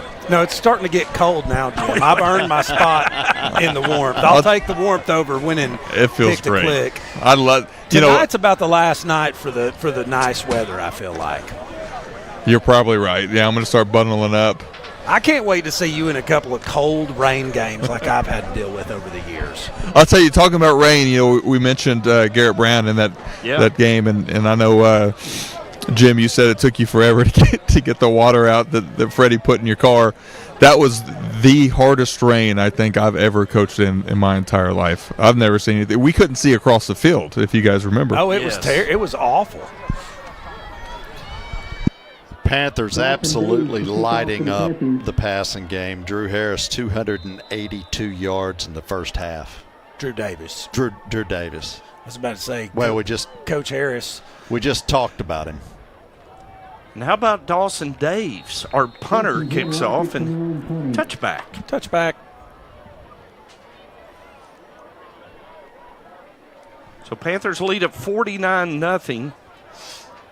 And the good part about this, and if you're with us, don't turn it off, because there are some special things that are going to happen at the end of this ball game tonight in honor of Coach Brad Harris becoming the winningest coach in Benton High School history. And Scott Nethery is going to visit with us at halftime and share with us a little bit how Brad got to Benton, as Coach Nethery was the one who hired him, brought him here as a defensive coordinator, promoted him to head coach when Scott became AD. And I want to hear the backstory on that as Phillips Blair runs out of bounds for a 1-yard gain. And a quick update, Jonesboro with 17 seconds left just scored again to go up 27-14 now with their extra point. Not good. But a flag. Oh. Thrown by the umpire. So, boy, the only thing that would make this night even sweeter is a Jonesboro win. Well, I'm telling you. Wouldn't it? Man. Let's throw underneath to Guy Webb, and he is going down immediately. The Panther defense just solid tonight as Messiah Holloway on the tackle. Yeah, they played extremely well on the edge, and they played phenomenally at the line of scrimmage tonight. The Catholics just going to let the first half clock run out and get to the locker room. Panthers have basically hung half 100 on the Rockets in the first half. It is 49-0. Benton leads it as we go to the halftime break. We're going to take a 3-minute break, Jonathan, and then come back and visit with Scott Nethery on the Hamilton Family Dentistry halftime show. Hi, I'm Miranda Kirkendall, owner and advanced nurse injector here at Solux Aesthetics in the heart of downtown Benton. I've had the pleasure of serving our community for the last 4 years. At Solux, it's not about changing who you are, it's about making you feel comfortable and confident in your own skin with the results that look natural and true to you. Whether it's Botox, filler, or skin treatment, I focus on results that look fresh, natural, and unique. I'd love for you to stop by and see me at 149 South Market Street or give me a call at 501-249-4177. Midtown Plumbing services over 1 million square feet of commercial property in Little Rock. And they've also provided plumbing needs to thousands of residential clients all over Central Arkansas. Along with residential and commercial plumbing, Midtown also provides water heater sales, sewer repair, remodeling services, and 24-hour emergency plumbing. Midtown Plumbing, just a phone call away. 501-426-5900. MidtownMechanicalServices.com. Allied Glass is a full-service glass shop located in historic downtown Benton. Allied Glass is a third-generation business and family-owned and operated since 1967. Mirrors, shower doors, commercial storefronts, tabletops, screens, plexiglass, and much more. For all your glass needs, call Allied Glass at 501-778-6244, located at 115 East Sevier in downtown Benton. At First Security, we've been investing in our home state since 1932, growing deep roots and even deeper relationships. We're part of Arkansas. It's part of us. Today, we put all of that history and stability to good use for you, pouring our resources into the people and places we love best. Arkansas communities, Arkansas families, and Arkansas futures. First Security. Think better. It's Friday, so Panther fans are thinking about our friends over at Riverside Grocery.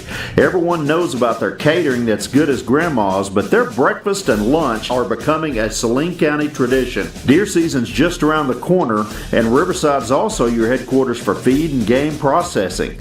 So whether you're gassing up or grabbing those essential tailgating supplies, Riverside Grocery has everything you need. Drop by Riverside and start your weekend right. Elliott Electrical Incorporated is a proud supporter of Benton Panther football, owned and operated by proud residents of Saline County. Elliott Electrical Incorporated is licensed in 16 states and counting, specializing in new commercial electrical contracting. We bring decades of experience and dedication that has allowed us to serve many communities for over 40 years. Go Panthers!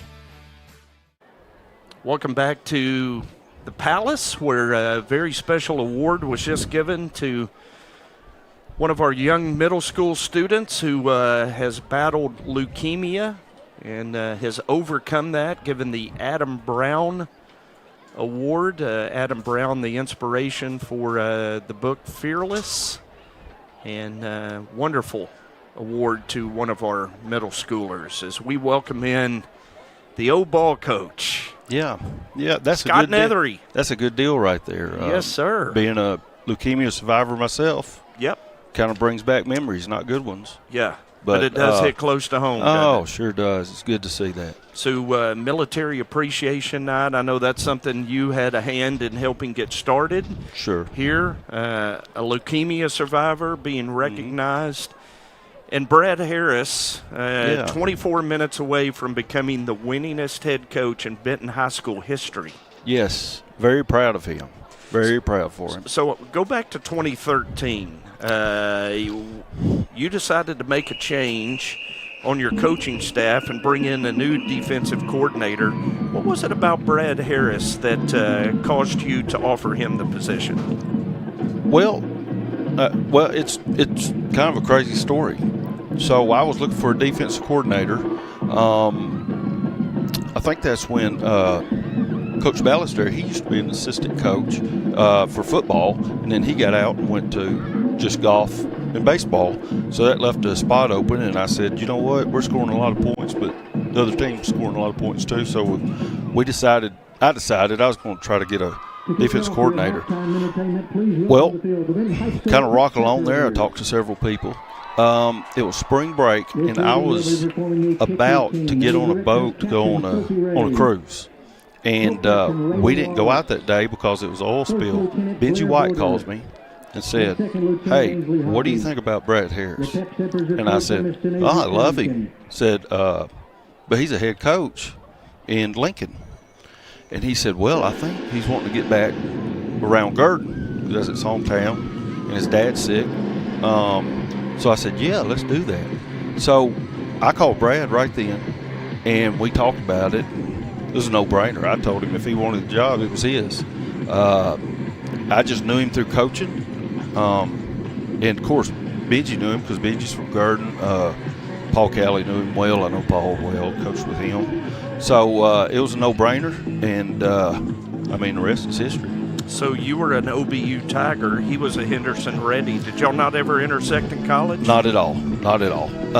I didn't meet him until he was at Arkadelphia. He was a head coach at Arkadelphia. Met him there. We were at team camps, 7-on-7. You just get to know all the other coaches.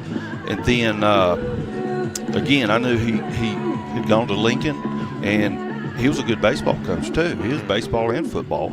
Really had a lot of accolades in baseball as a baseball coach. And, if you looked at what he did at Lincoln with their football program, they started out like zero. I don't think they won a game his first year, but that's how it was before he got there. Well, slowly but surely, they wound up having a successful team. I think one year he maybe lost one game or something like that. So he turned that program around.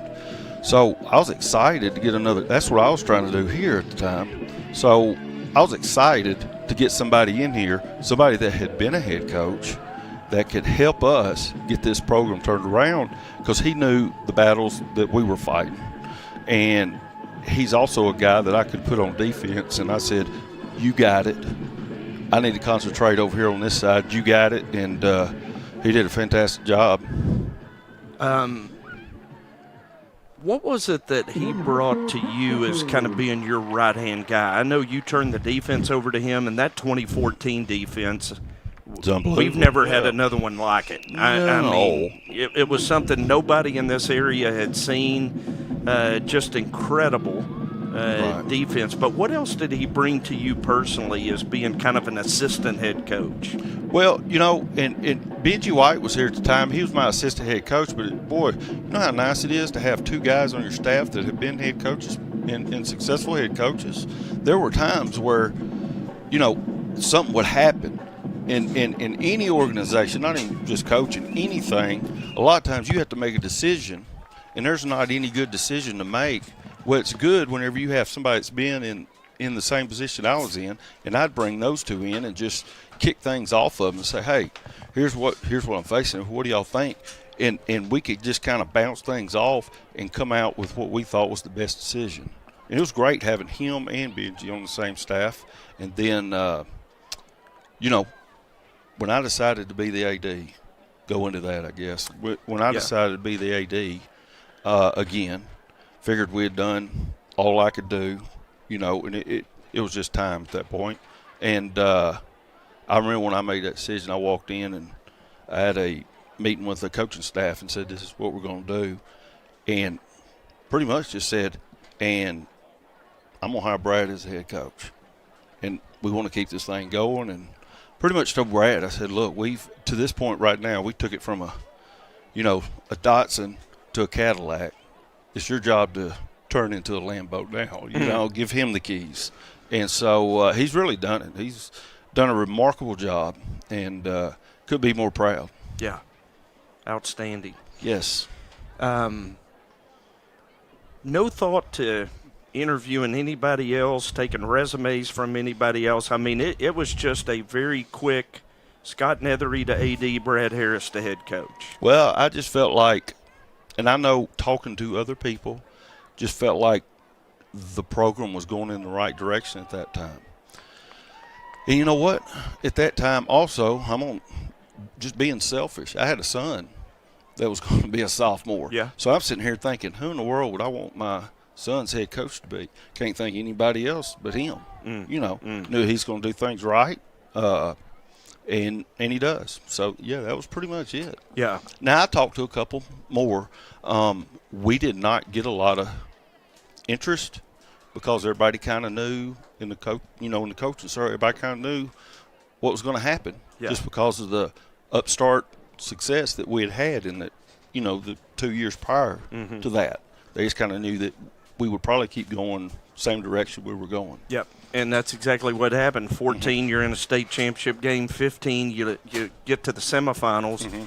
Brad's first year, they go right back to the semifinals. Yeah, hey, and that was the year. Yes, that was the year that we had the big had a big game with Jonesboro. Yes. Beat them. What a game that was. Never forget it. Oh, I know. Every year we played Jonesboro, Dio and I relived that one. So yeah, Clayton Mertens. Yeah, never forget it. So, what's going on in Scott Nethery's life these days? Man, just just loving life. Being honest with you. Yeah. Just piddling here and there and playing some golf, doing a little work on the side, I guess. Yeah. And everything's good. What is that gig? You want to share it? Man, I am working for a retirement consultant company and going in and talking to educators about retirement and talking to them about what their options are, teaching them about teacher retirement and that type of stuff. When I got close to retirement age, I had no idea about it. Private sector people, they're always having to worry about retirement. Teachers and educators, they never really worry about it. It's just they know it's good, but they just know their money's getting put into teacher retirement all the time. You just don't know. So that's kind of what we do. We go in and educate people on that. Yeah. And offer a few options. But That's what we're doing. That's what I'm doing now. Yeah. It's a good gig. Yeah. So I like it. Like learning new things. And you've kind of got a niche being able to connect primarily, I guess, with athletic personnel in school districts, right? Yeah, I go in and I always kind of have a connection with the coaches and the ADs and even some of the principals that were coaches. And, a lot of times walk in it's kind of fun. You just kind of catch up with people, to be honest with you. Yeah. So it's good. But,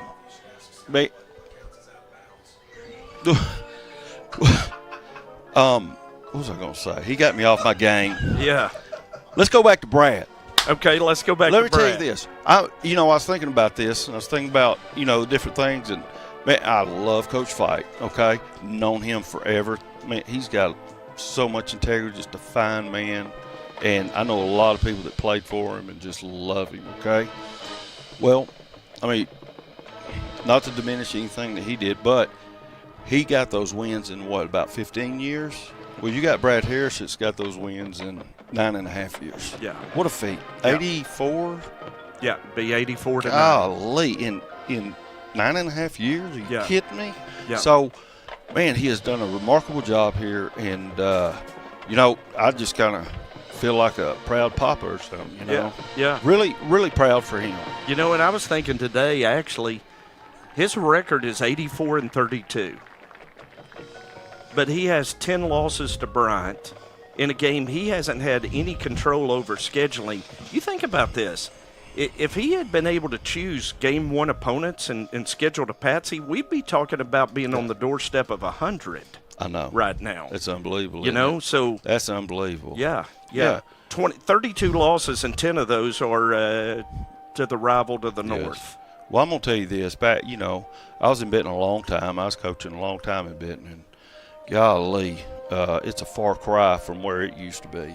That's for sure. Mm-hmm. And it's really, I'm just glad that, we have a coach like him that does things the right way, and just a good guy, and, a good friend of mine, and just proud for him. That's all I can think of. Absolutely. So well said. And, boy, when I sit here and look at the Palace and the baseball stadium, the softball field, where Benton football is right now, Scott Nethery, your imprint on all this will never be diminished. So, I appreciate it. I appreciate it. Thank you. A lot of people had stuff to do with a lot of that stuff. Yep. And but your vision was a big part of it. So we appreciate you and appreciate you bringing Brad Harris to Benton, Arkansas. All right. Thanks. All right. Good to have you. Scott Nethery, our halftime guest tonight. We'll take a break, come back with the first half stats as Benton leads at 49-0 over Catholic. Elliott Electrical Incorporated is a proud supporter of Benton Panther football. Owned and operated by proud residents of Saline County. Elliott Electrical Incorporated is licensed in 16 states and counting, specializing in new commercial electrical contracting. We bring decades of experience and dedication that has allowed us to serve many communities for over 40 years. Go Panthers!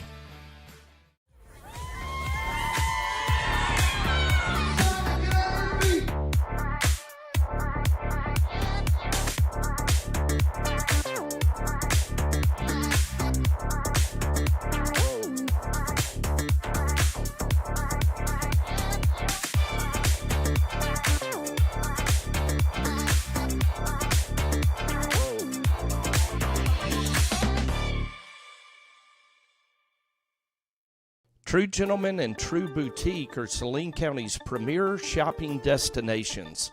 No matter the occasion, let us help you find your style. From the beach to the golf course, the office, or even a special night out, come check out our huge selection of merchandise. We even provide suit and tuxedo rentals.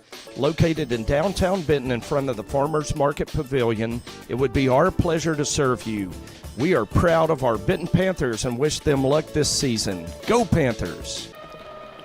Well, welcome back to the Hamilton Family Dentistry Halftime Show with the Benton Panthers.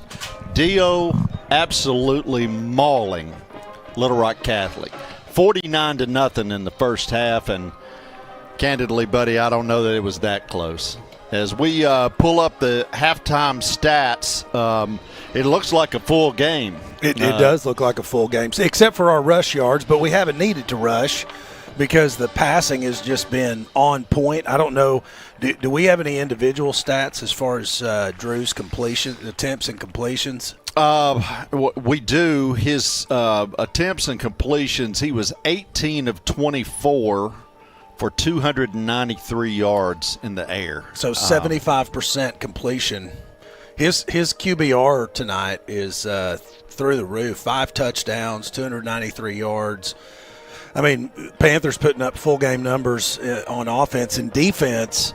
I mean, holding them to less than 100 yards total.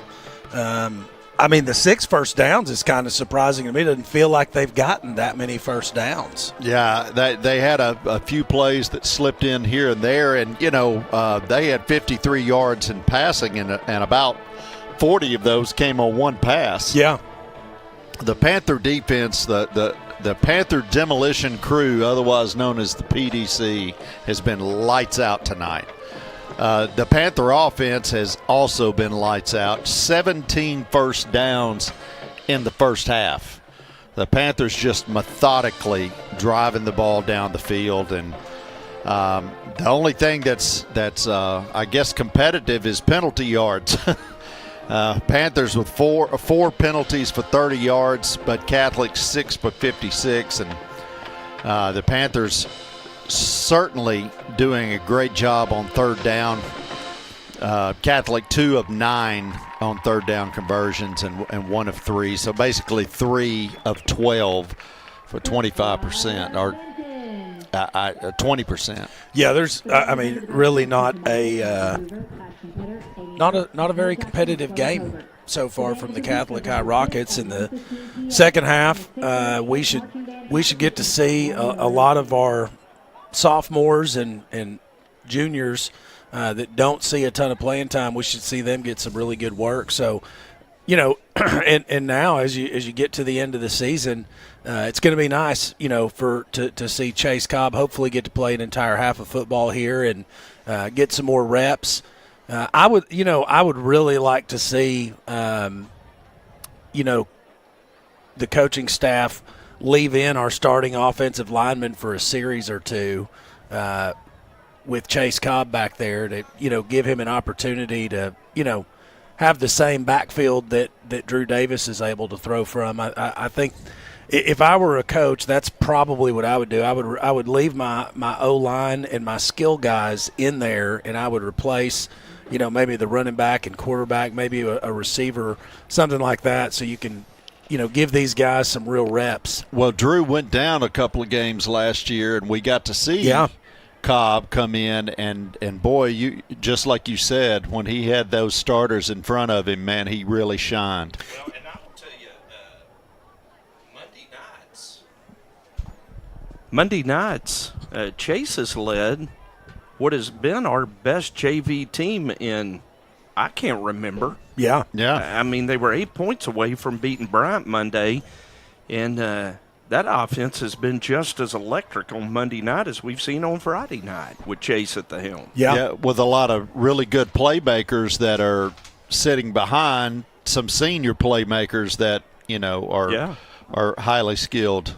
Yeah, and that 28-20 game Monday night, Bryant played Kyler Shelby and Gideon Moats at quarterback. Their Friday night quarterbacks that we saw in the Salt Bowl were operating their offense on Monday night. So I know Brad told me afterward, he said, I can't remember us ever playing Bryant that close on a Monday night game. So as Panthers come out of the indoor complex, and we asked Justin what typically happens at halftime.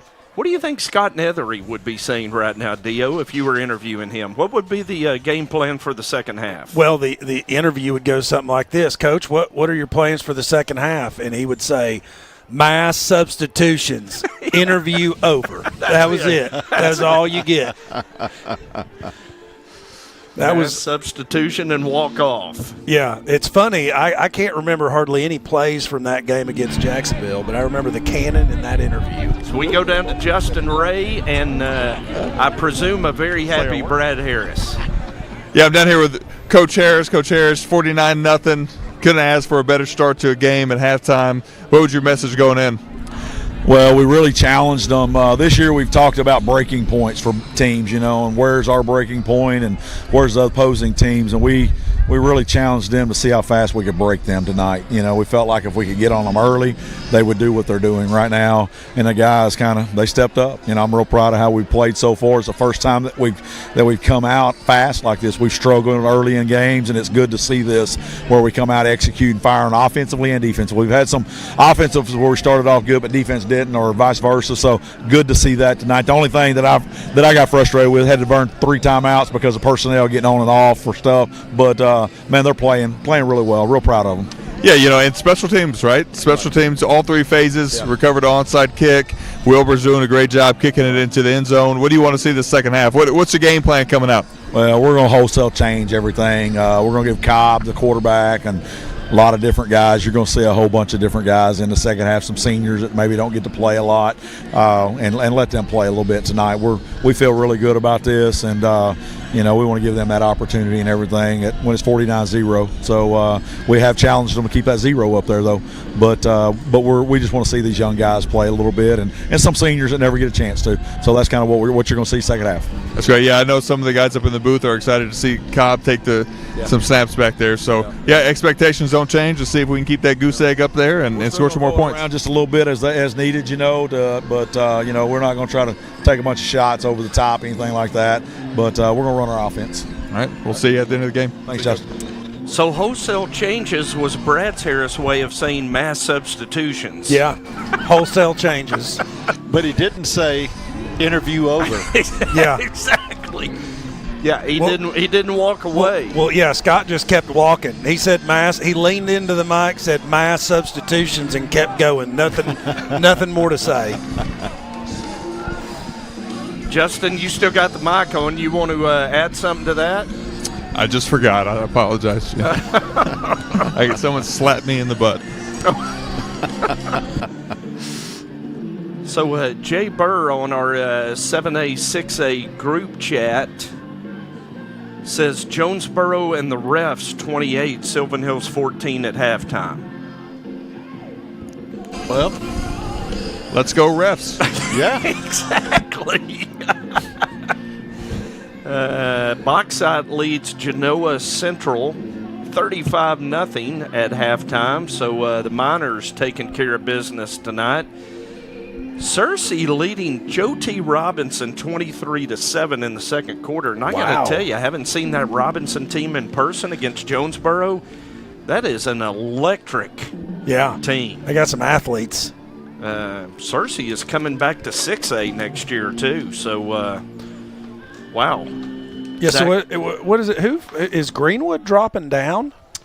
That is allegedly what is going to happen. I think Greenwood has appealed, if what I read is correct. But by enrollment and the competitive equity with private schools, Greenwood is set to drop down to 5A.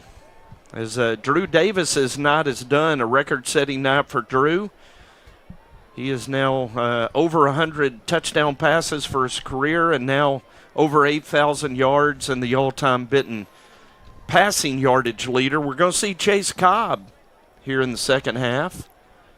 Chase 5 of 18 for 91 yards, 2 touchdowns, no interceptions. In varsity action, he hands it off to Gunnar Deaton, and the Panthers going to bust a run here to open the second half as Gunnar picks up 17. Well, it's a good run by Gunnar Deaton. He only got 2 touches in the first half, averaged 4.5 yards a carry for 9 yards. Dale, he had more than that on that play. He did. Well, and it does look like Coach Harris has left several of the starting offensive linemen in there, so I like seeing that. Max Gist replaces John Curtis Barger at Y. It's a throw for Cordy Anderson, makes a catch. Flag comes in as see Eli Cunningham, Caleb Johnson, a couple of seniors on that offensive line. Jaron Ginther is out. Jonathan Bianchi in at guard. Madison Hurd stays in there. Holding Offense number 72. And going to hit Eli Cunningham with a hold. Boy, that's a tough way to start your second half, going back 10 yards. You know, we talk about Drew Davis and his record-setting night. How about Will Carter? Yeah. 161 yards and 4 touchdowns in the first half. Chase Cobb with the option, fake the pitch, cut back to the wide side of the field. That's a great run by Chase, and a flag comes in. Think they might have got a hold of the face mask. And now one comes in as they tackled Chase over on the track. And we may have multiple infractions on Catholic that could add up to 30 yards right here. Well, getting a little sloppy here in the second half. My rule is anytime a player goes into the bench, that's going to be a flag. Now they move the flag back to the 38, so we may have a hold on the Panthers. There are 2 fouls on the play.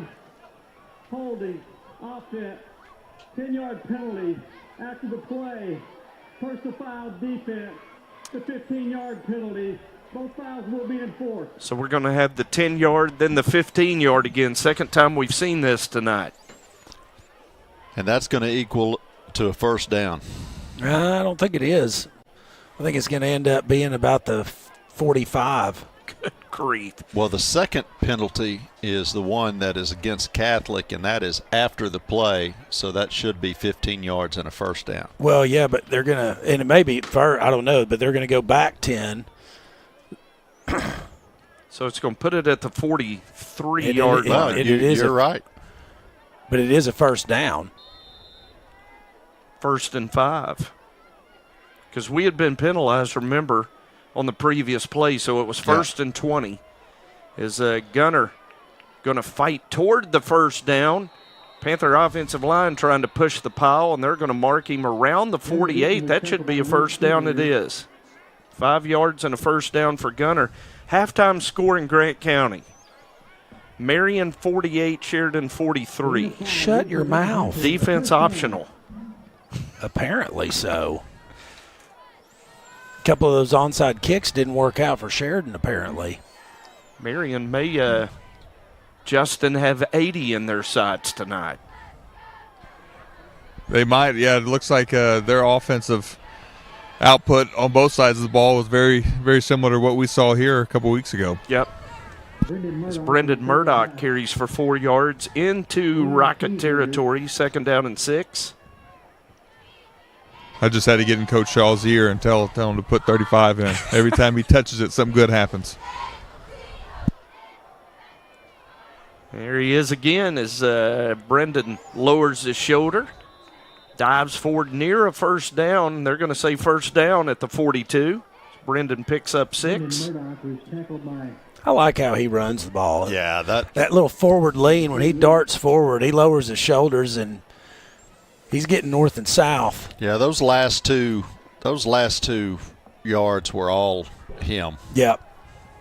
He's a very efficient runner, and he reminds me of a much smaller version of Zach Wallace. The way that he runs, just every movement that he makes is on the positive side. Everybody saw that face mask. Yeah, Easton Snellings made the catch in the flat, and he. But I think that the I guess that'd be the back judge is going to call a hold on one of our offensive linemen on maybe been Jake Cloud. Well, yeah, Jake. Face mask, defense number 6, 15-yard penalty, still first down. I think he was just throwing on the face mask. I guess it was that obvious. It was pretty obvious, but. Well, I think everyone was distracted by Snellings having to look out of his ear hole.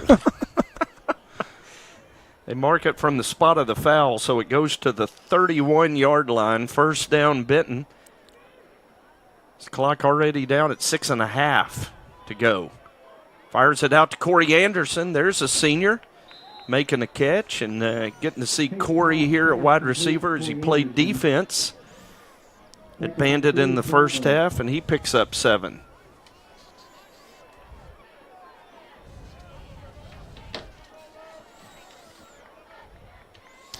Corey's having a good year, too. Oh, yeah. 21 catches, 249 yards, and that was before this last catch, and 2 touchdowns.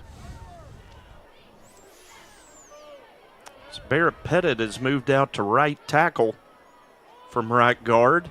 Flip out to A.P. Lewis, and A.P. is going to get the Panthers in the red zone down to the 17 on a gain of 7, and Chase Cobb picking up right where Drew Davis left off. Yeah, I thought AP was going to take that one. I thought he might for sure. Very talented sophomore, 5'9", 170. Led the junior high in receiving last year.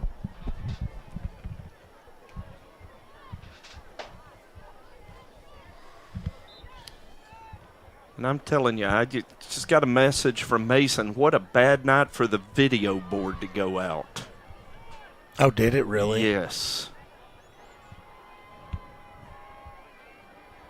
But those of you on the broadcast are going to be privy to a very special video as C.J. Sellers is privy to the end zone. A wonderful jump cut in the hole. And C.J. ran to daylight and ran to the end zone, and the Panthers go up 55-0.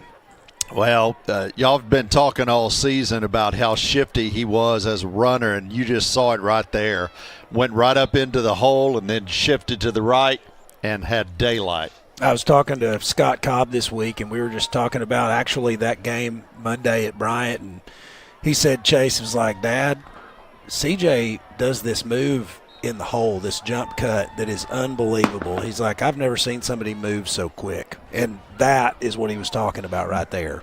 As Gavin Betts, the senior, boots through the extra point, senior Grayson Ross on the hold, and Justin, it wasn't a two-play drive like at War Memorial last year, but that second-team offense picked up right where the first team left off. It did, and they did most of it on the ground. You know, Cobb started it with the long run, and then it just kind of cycled from there. I love seeing these young guys get involved and look well. I told the running backs as soon as the drive started, I said, listen, you guys are dogs. Coach Shaw is the dog treat. Stay really close to him, and let's get you guys in the game. I like it. I like it. So any rock, paper, scissors going on down there? No, not yet. Not yet, but I'm going to bring it back. Okay. Okay. So Panthers lead at 50. Was Betts' extra point no good?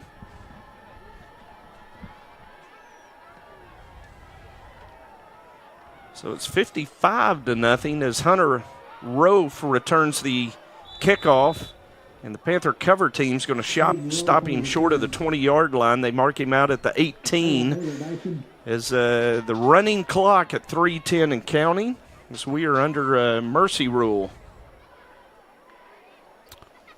Well, and Sylvan Hills has scored on Jonesboro. It's now 21-28, 11 minutes left in the third quarter. So they scored quick coming out of halftime. They did. And they scored quick in the first quarter, too. So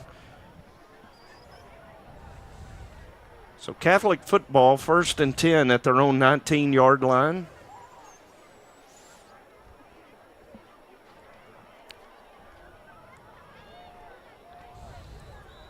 Is dropped in the backfield.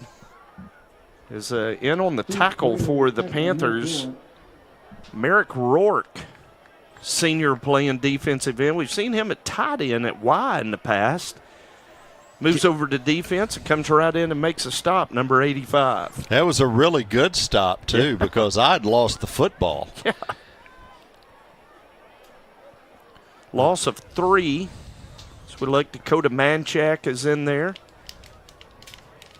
Got sophomore Baylor Dyson at defensive end on the near side. Roy Adams, a senior, at a corner spot.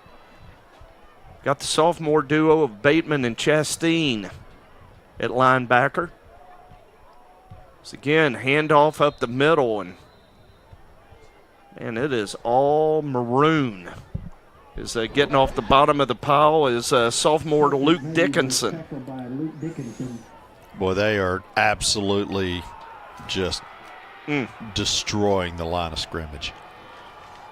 Ears pinned back as it is 3rd down and 14 for the Rockets.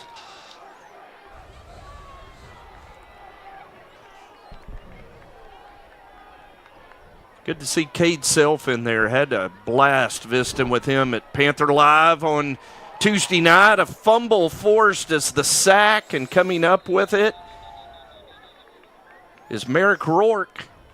And it is Benton football as the senior recovers the fumble, and the Panthers are going to have it at the 10-yard line. Did we see who caused that? Here we go.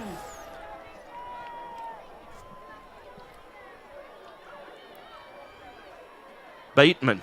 Yep. The ball was stripped by Rourke. No, it was stripped by Bateman. Bateman hit him and knocked it loose. Yeah, Bateman's second forced fumble of the year. Rourke on the recovery, and the Panthers have it first down and 10.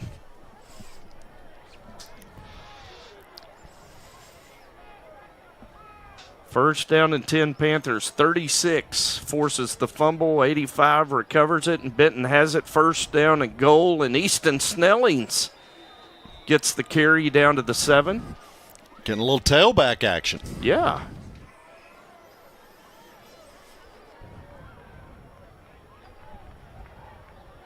As the third quarter clock runs out, we go to the fourth with Benton leading 56-0 tonight. We're going to take a break, come back for the final 12 minutes.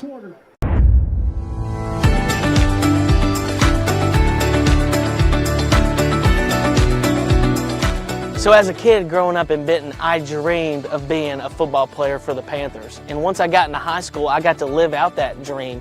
And the support every Friday night from the community here in this place is really, really special. Now that I'm a mortgage lender, it is my turn to support you.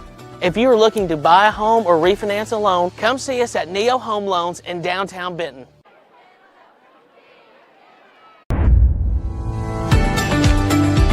Tonight's game is fueled by Lane's Chicken Fingers, your local spot for crispy hand-breaded chicken, house-made sauces, and hand-spun milkshakes.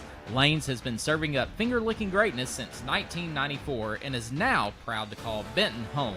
Whether you're celebrating a win or feeding the team, Lane's is just around the corner. Visit us today at 2110 Highway 5 North, right behind Kroger in Benton. So we start the fourth quarter. Chase Cobb leads his offense out on the field. Cooper Brechtel is in at right tackle for the Panthers. First time we've called his name tonight. Hand off to Snellings. Snellings bounces it outside after finding the hole plugged, and he picks up 5 yards to the 2. It'll be 3rd and goal. Well, I saw that Lane's Chicken commercial. I had Lane's Chicken last night, and it was fantastic. Oh, Lane sauces. They've got good salty fries. Yeah. Go back to Snellings, and Easton's in the end zone on a rushing touchdown. And the Panthers extend a very comfortable lead to 62-0. He's got his phone out. Hang on just a second. Snellings is calling. So we got a new sideline prop tonight? I don't know. That's the first time I've seen that. And a rotary phone at that. Yeah. Justin, can you get some there's not a player down there that knows what a rotary phone is. We were actually talking about that earlier. No, we've had that down on the sideline for a while, for a few years now. The kids haven't used it as a prop, very often. But it's to symbolize a house call. So anytime a touchdown happens, it's a house call, and one of the teammates should be taking it to the guy that just scored the touchdown. I like it. Did y'all have to explain to them what a rotary phone was? Well, I think some of the guys on the staff are too young to even know what a rotary phone is. But there's also a chain, I guess, for the defense. I don't know if you can see it here, but they can put that on. I think any big play, any defensive play, they put the chain on. There's old Manny Payne out here. Props galore. We got all kinds of people out in front of us. The press box is a popular place right now. Yeah, Jake Kincaid, the freshman quarterback, just passed by. So Panthers lead at 63-0 with the clock rolling. And Dawson Daves to kick off. See ya. Good night. That thing was 9 yards deep. Yeah, he booted it.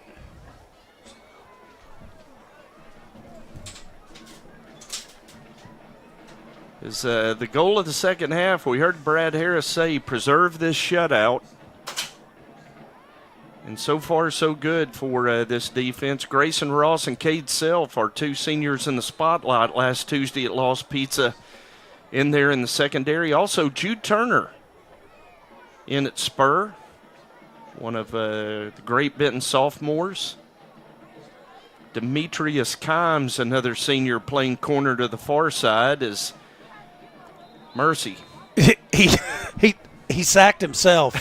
Exactly. Phillips Blair looked to hand off. The running back went one way. He turned another way and just sat down. Took a flop. He literally sat down. I don't know that I've ever seen that.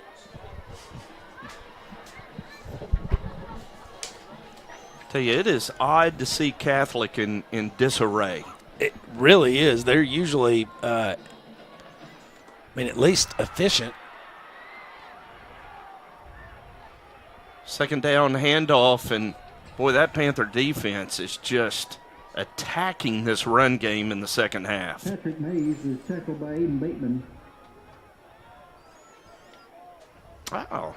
Danny Revis letting us know that Merrick Rourke is Ed Merrick's grandson. Oh, yeah? Yeah. It's a Benton legend, Terry. Longtime school administrator. I believe, if I remember right, he was the principal of Westside Junior High for quite a while. I think that is correct.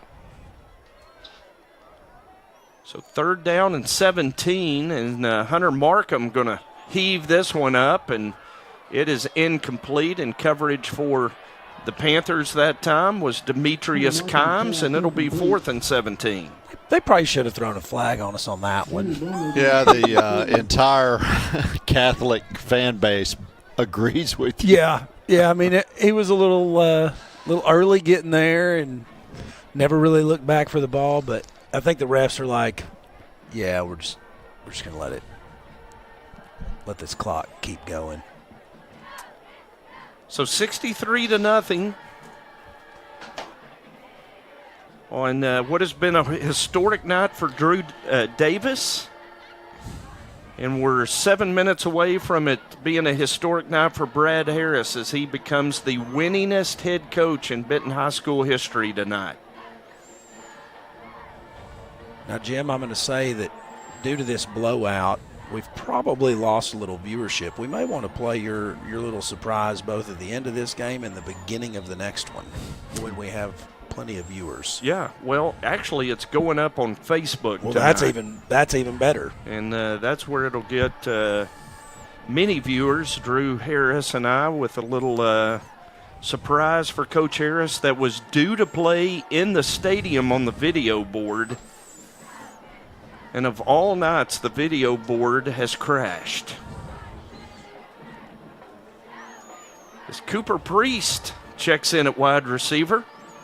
No, Jeff and Ashley cheering for him to get a pass. As Panthers going to keep it on the ground, and carrying the football that time was Jeremiah Wade, the Monday night running back.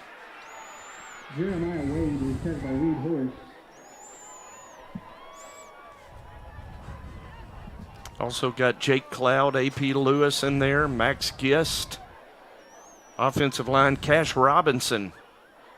At left tackle, Jimmy Morales pulls around, trying to lead Jeremiah Wade into the hole. Catholic stuffs him at the 48. Now Catholic substituting liberally. Yeah, you kind of rooting for this second string offensive line. They've kind of struggled up front, and I'd like to see them get a little push here. Going to throw it out to AP. Can't hold on to it at the 45. Incomplete. And it's 4th down and 8. And we're going to see the Panthers punt it away for the first time tonight.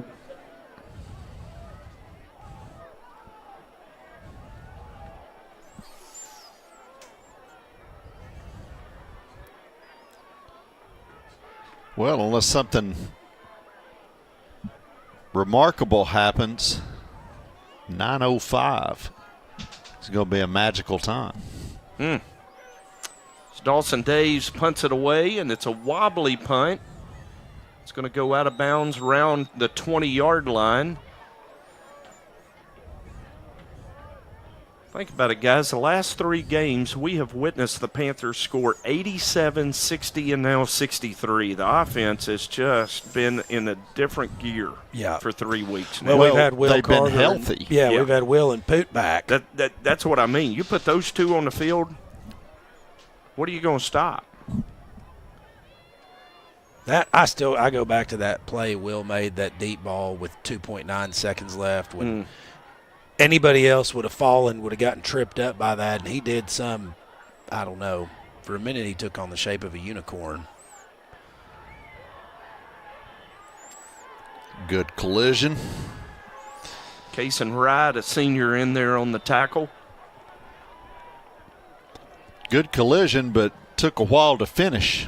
Grayson Ross, Luke Dickinson, all in on that tackle. Jude Turner in there as well. It's first down Catholic following the gain to the 34.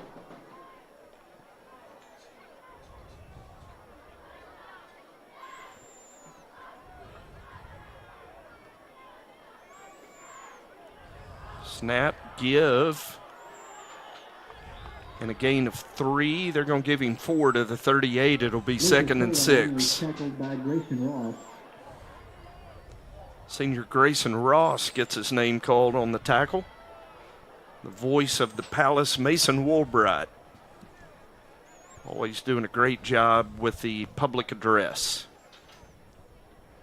Jonesboro 28, Sylvan Hills 21. 4:30 to go in the third quarter up in Northeast Arkansas.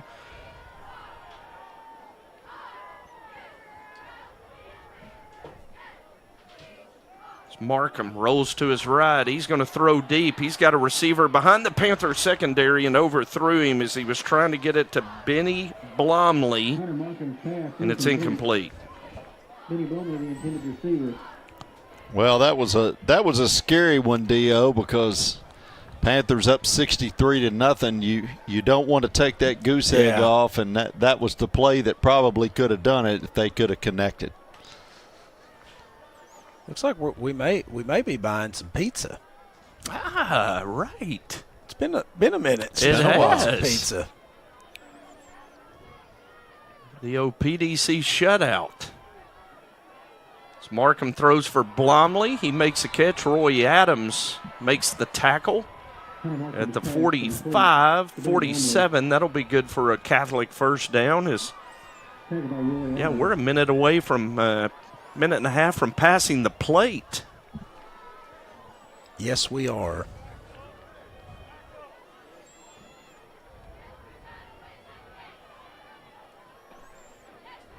Good vibes all the way around tonight. On a day the kids were out of school, Terry, I know that has historically been something we worried about. Not tonight. Well, the kids are about to pour some water on Harris. I wish we could get this on camera, but you better get down there on him on the camera. You got the cameras on the sideline, guys. We need a camera on Coach Harris.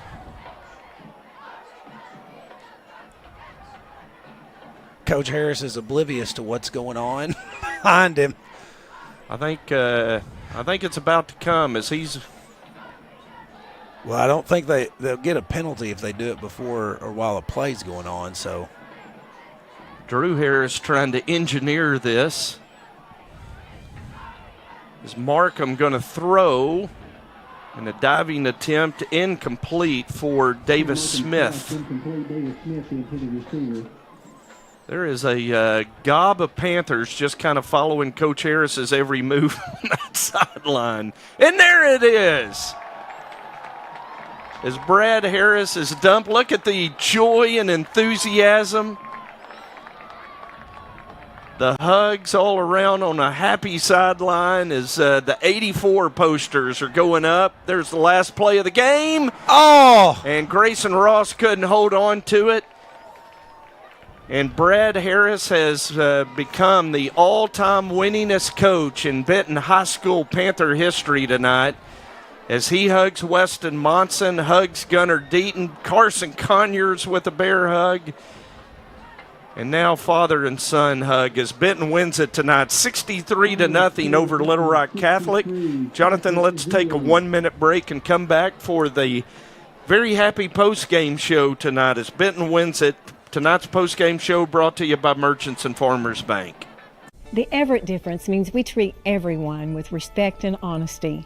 Our customers know firsthand how that feels. You are their main focus. They're all working toward the same common goal, which is providing exceptional customer experience. Everett has earned our trust. Everett always gives me the best deal. Always. Everett made it happen. That's the only place we will ever buy a car from, ever. We are grateful for the opportunity to serve. Discover the Everett difference for yourself. Panther fans, it's hard to beat Friday night football in Benton, Arkansas. Each year, our players, coaches, cheerleaders, dance team, and band work countless hours to achieve perfection on the field and become the pride of our hometown. My name is Brian Black, class of '89, and for many years, our team at BCOH Architects has worked hard to make you proud of the town we live in. ACDI, the River Center, Boys and Girls Club, and Benton Event Center are some of our favorite projects. We want to make Benton shine, and we look forward to many more years serving you. Go Panthers! Panthers win it tonight 63-0. Drew Davis becomes the all-time career passing leader in total yardage, surpassing 8,000 yards tonight. He goes over 100 touchdown passes tonight. And Brad Harris is now the winningest head coach in Benton High School history. 84 wins and 32 losses. And as Scott Nethery pointed out at halftime, 84 wins in less than 10 years. Remarkable. And as you pointed out, having to play, a team that he would not have picked if he could have picked a different team. So that's 10 of those 32. Losses, so could be sitting at 94 right now. Yep, and the thing I really admire and respect about Brad is we're not re-upping with North Little Rock next year.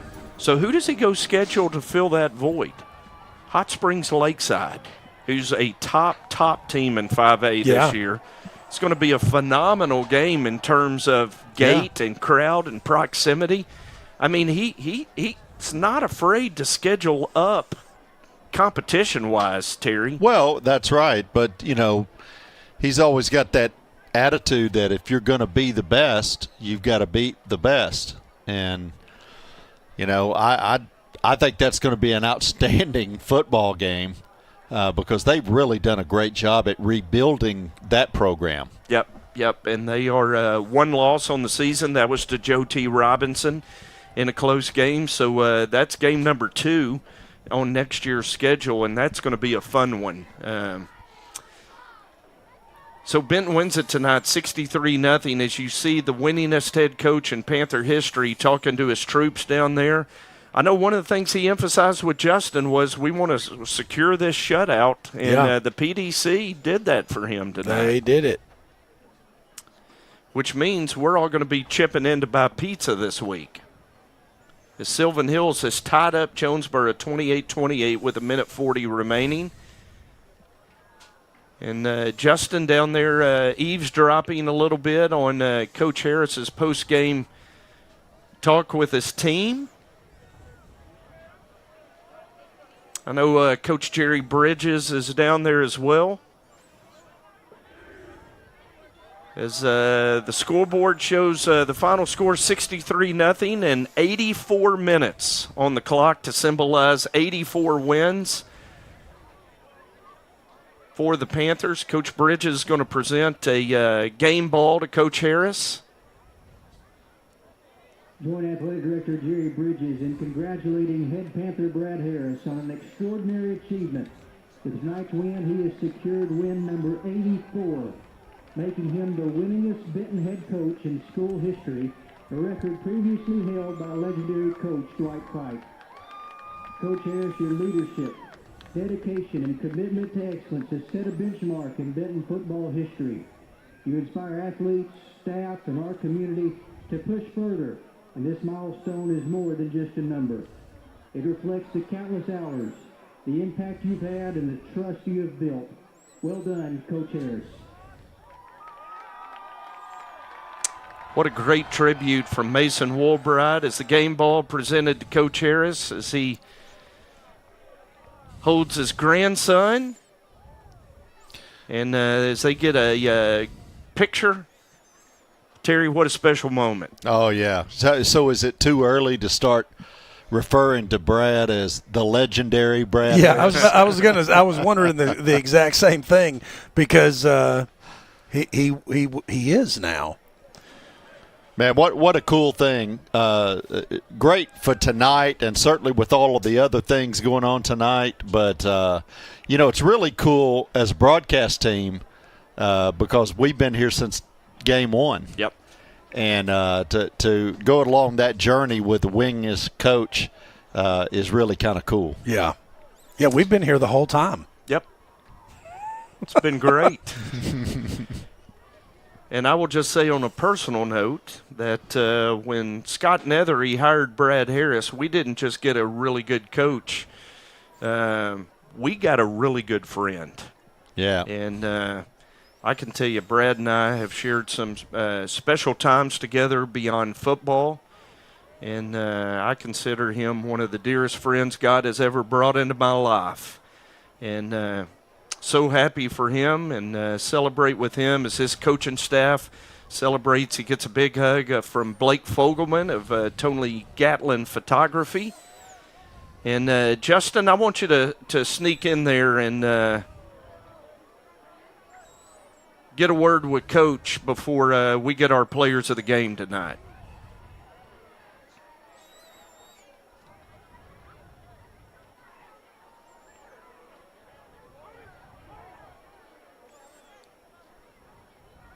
All right, Justin, make a move. Keymon is pursuing. Hey, Drew, when you get all the family together, I want to get a picture with all of us, okay?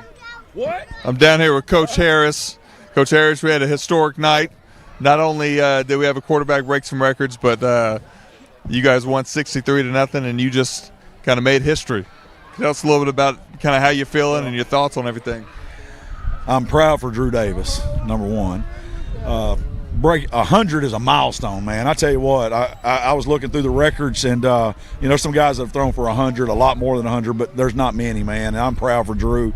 He's had a phenomenal career, and he's not done yet.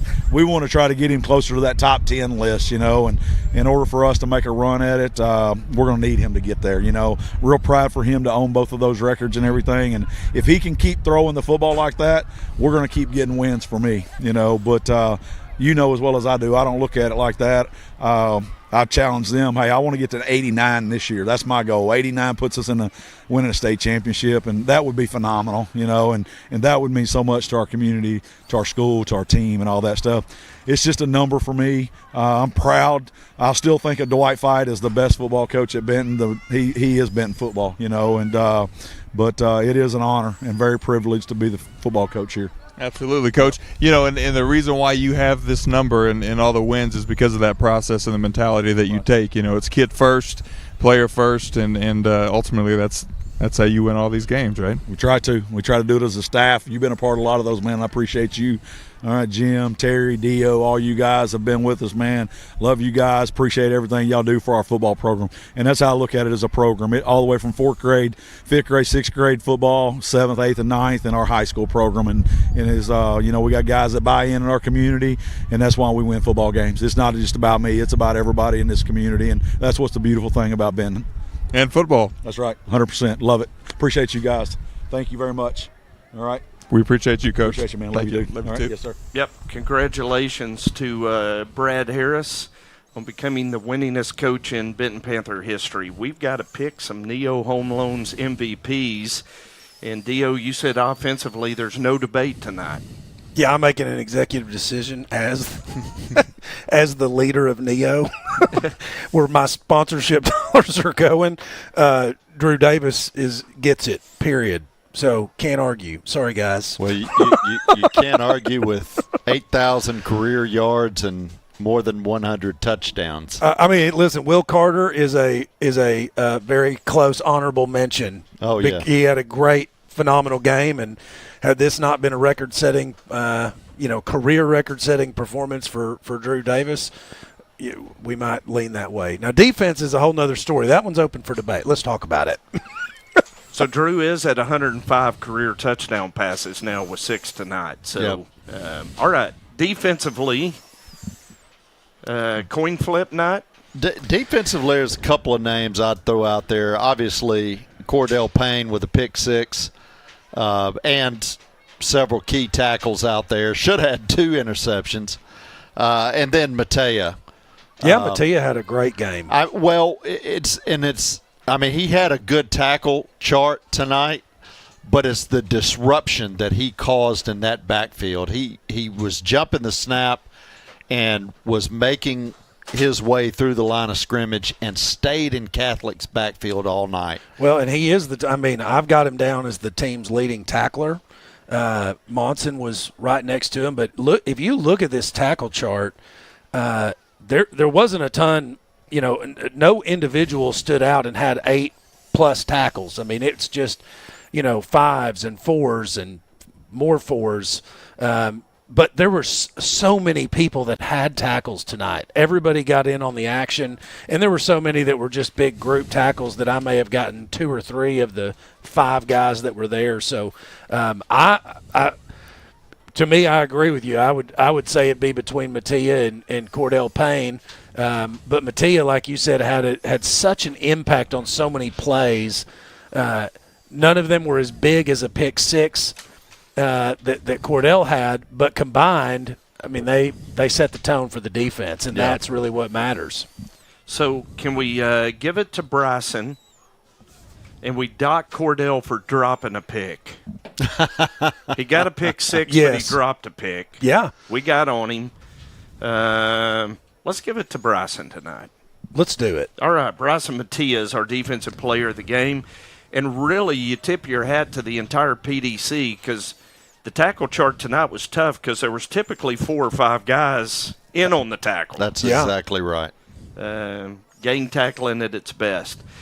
All right, we are going to sign off here shortly with a very special video. Oh, Collision of the Night. Collision of the Night. Hirschfield Insurance, Jason Kelly. Yeah, Connor Stevens was the one that delivered the big hit. Yeah. And he would be my nomination. It was the only truly big hit, collision that I saw, and it was a good one. Woodard had one, but it wasn't behind the line of scrimmage, so I'm going to give the nod to Stevens on that one. Okay, Connor Stevens, our Hirschfield Insurance, Jason Kelly agent, collision of the night with that punishing tackle from behind for a 2-yard loss. All right, we're going to show you a special video here in just a second to honor Coach Brad Harris on his 84th win tonight. We invite you to come join us on Tuesday at Lost Pizza at 6:30. Sponsored by Legends MVP. Coach Harris will recap tonight's 63-0 shutout and preview next week's away game. It's at West Memphis. We're going to do that one remotely, guys. We're just going to stay here and go COVID style. I like it. And not dodge the traffic on I-40. Let's do it. Yeah. We'll also visit Tuesday night with our Neo Home Loans MVPs, Drew Davis and Bryson Matea. And we'll also put a couple of seniors in the spotlight and get to know them a little better. If you can't join us in person, you can stream it each Tuesday at 6:30 on the Benton Football Network YouTube channel. Great job tonight by our wonderful M&M Productions team. Matt Johnson produced it. Jonathan Webb directed it. Hunter Barksdale on audio tonight. Chase Bowden and Dallas Hall with a fine job behind the cameras. For Terry Benham, Justin Ray, and Dio Vanucci, I'm Jim Gardner. Thank you so much for joining us for a historic night of Benton Fighting Panther football. And remember, as Coach Fight always said, every day's a great day to be a fighting Panther. Tonight's final score, Benton 63, Little Rock Catholic 0. Until we greet you next Friday night, good night, God bless, go Benton, and watch this very special video.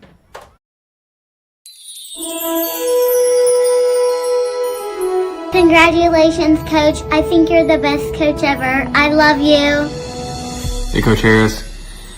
Man, I'm super proud of you. Winningest coach in Benton history, that's big time. I know you're going to do great things wherever you went. You did great things in Lincoln. You turned a program from 0 and 30 into what we did. Super happy to be one of your former players, and I know your players now. Great treat to have you as their coach. Not only as a coach, but a mentor. A great mentor of men. You create men. You create strong men. Carry that along with everything, not just sports, but into business, into life. Super proud of you. We love you. Great job. There's always something to prove. STP, baby. Hey, Coach. Congrats.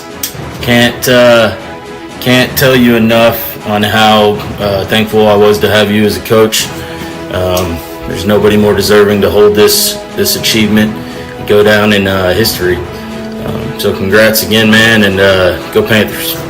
Hey, Coach. Congratulations for being an all-time leader for winning the Benton football coach history. You mean a lot to me, not just as a coach, but as a person. I love the person you are, Coach. Keep up the success. Congratulations on your 100th win, Coach. Love you, Coach. All-time winningest coach in Benton high school history. That's no surprise. Coach Harris, I'm so proud of you. You've done amazing things in high school football, and you continue to do amazing things. And you've been an incredible mentor in my lifetime, and I'm sure you've been an incredible mentor to many others. And, I love you to death, and congratulations to you, sir. Congratulations, Coach Harris. What an amazing accomplishment. Thank you for being such an amazing role model to me and so many others. STP. Coach Harris, it's Zach Wallace here. I just wanted to congratulate you on win number 84 and becoming the winningest coach in Panther history. Man, I really appreciate everything that you've done for me in my life and that you do for the program, and it's much well deserved. And I really appreciate you, Coach. Good luck on the rest of the season. Go Panthers. Hey, Coach, congrats on the big win. Not only were you a great coach, but also a great mentor and friend. I appreciate everything that you did for me, and every single win was well-deserved. Congrats again, and go Panthers. Congrats, Coach Harris, on becoming the winningest coach in Benton football history. I can't think of anybody that deserves it more than you. Not only have you won a bunch of games, but you've also positively impacted a bunch of young men's lives, including mine. The Benton School District and the entire city of Benton are so blessed to have you. We love you, and go Panthers. Hey, Coach, I just wanted to say congratulations on win number 84 and becoming Benton's most winningest coach ever. Thank you for letting me be a part of so many of those wins. I know there's more to come, but you meant more to me than just a coach on the field. You were a great mentor off the field. Thank you. You deserve this. Go get Benton a ring. Congratulations, Coach Harris, for having the most wins as a coach in Benton history. I want to say thank you for being my head coach and just being a great guy. You're always there for us every day at practice, and just someone to look up to. And I hope y'all have an amazing season this year, and go Panthers. What's up, Coach? Just wanted to say thank you for everything in a great 3 years of my life. And also, congratulations on becoming the most winningest coach in Benton football history. You deserve it. Hey, Coach Harris. I'd like to congratulate you on becoming Benton's most winningest coach. Thank you for all the time and effort you put into me for 3 years. You truly have impacted my life more than you can know. Good morning, Panther Nation. It's Cameron Harris here with you today. And I just want to take the time to give Coach Harris his flowers on being the most winningest coach in Benton history. Keep going, Coach, and keep giving the young guys knowledge. Coach Harris, your favorite Simmons boy here. Congratulations. What an achievement. But I can't say that I'm surprised. In 2008, when you took over in Lincoln, you brought a winning attitude into a losing program. Not only did you change the culture of the school and the community, but you taught young boys how to become young men, and I will forever be grateful for that. Again, congratulations on becoming the winningest coach in Benton high school history. I am unbelievably proud to call you coach. Go Wolves, go Panthers, STP.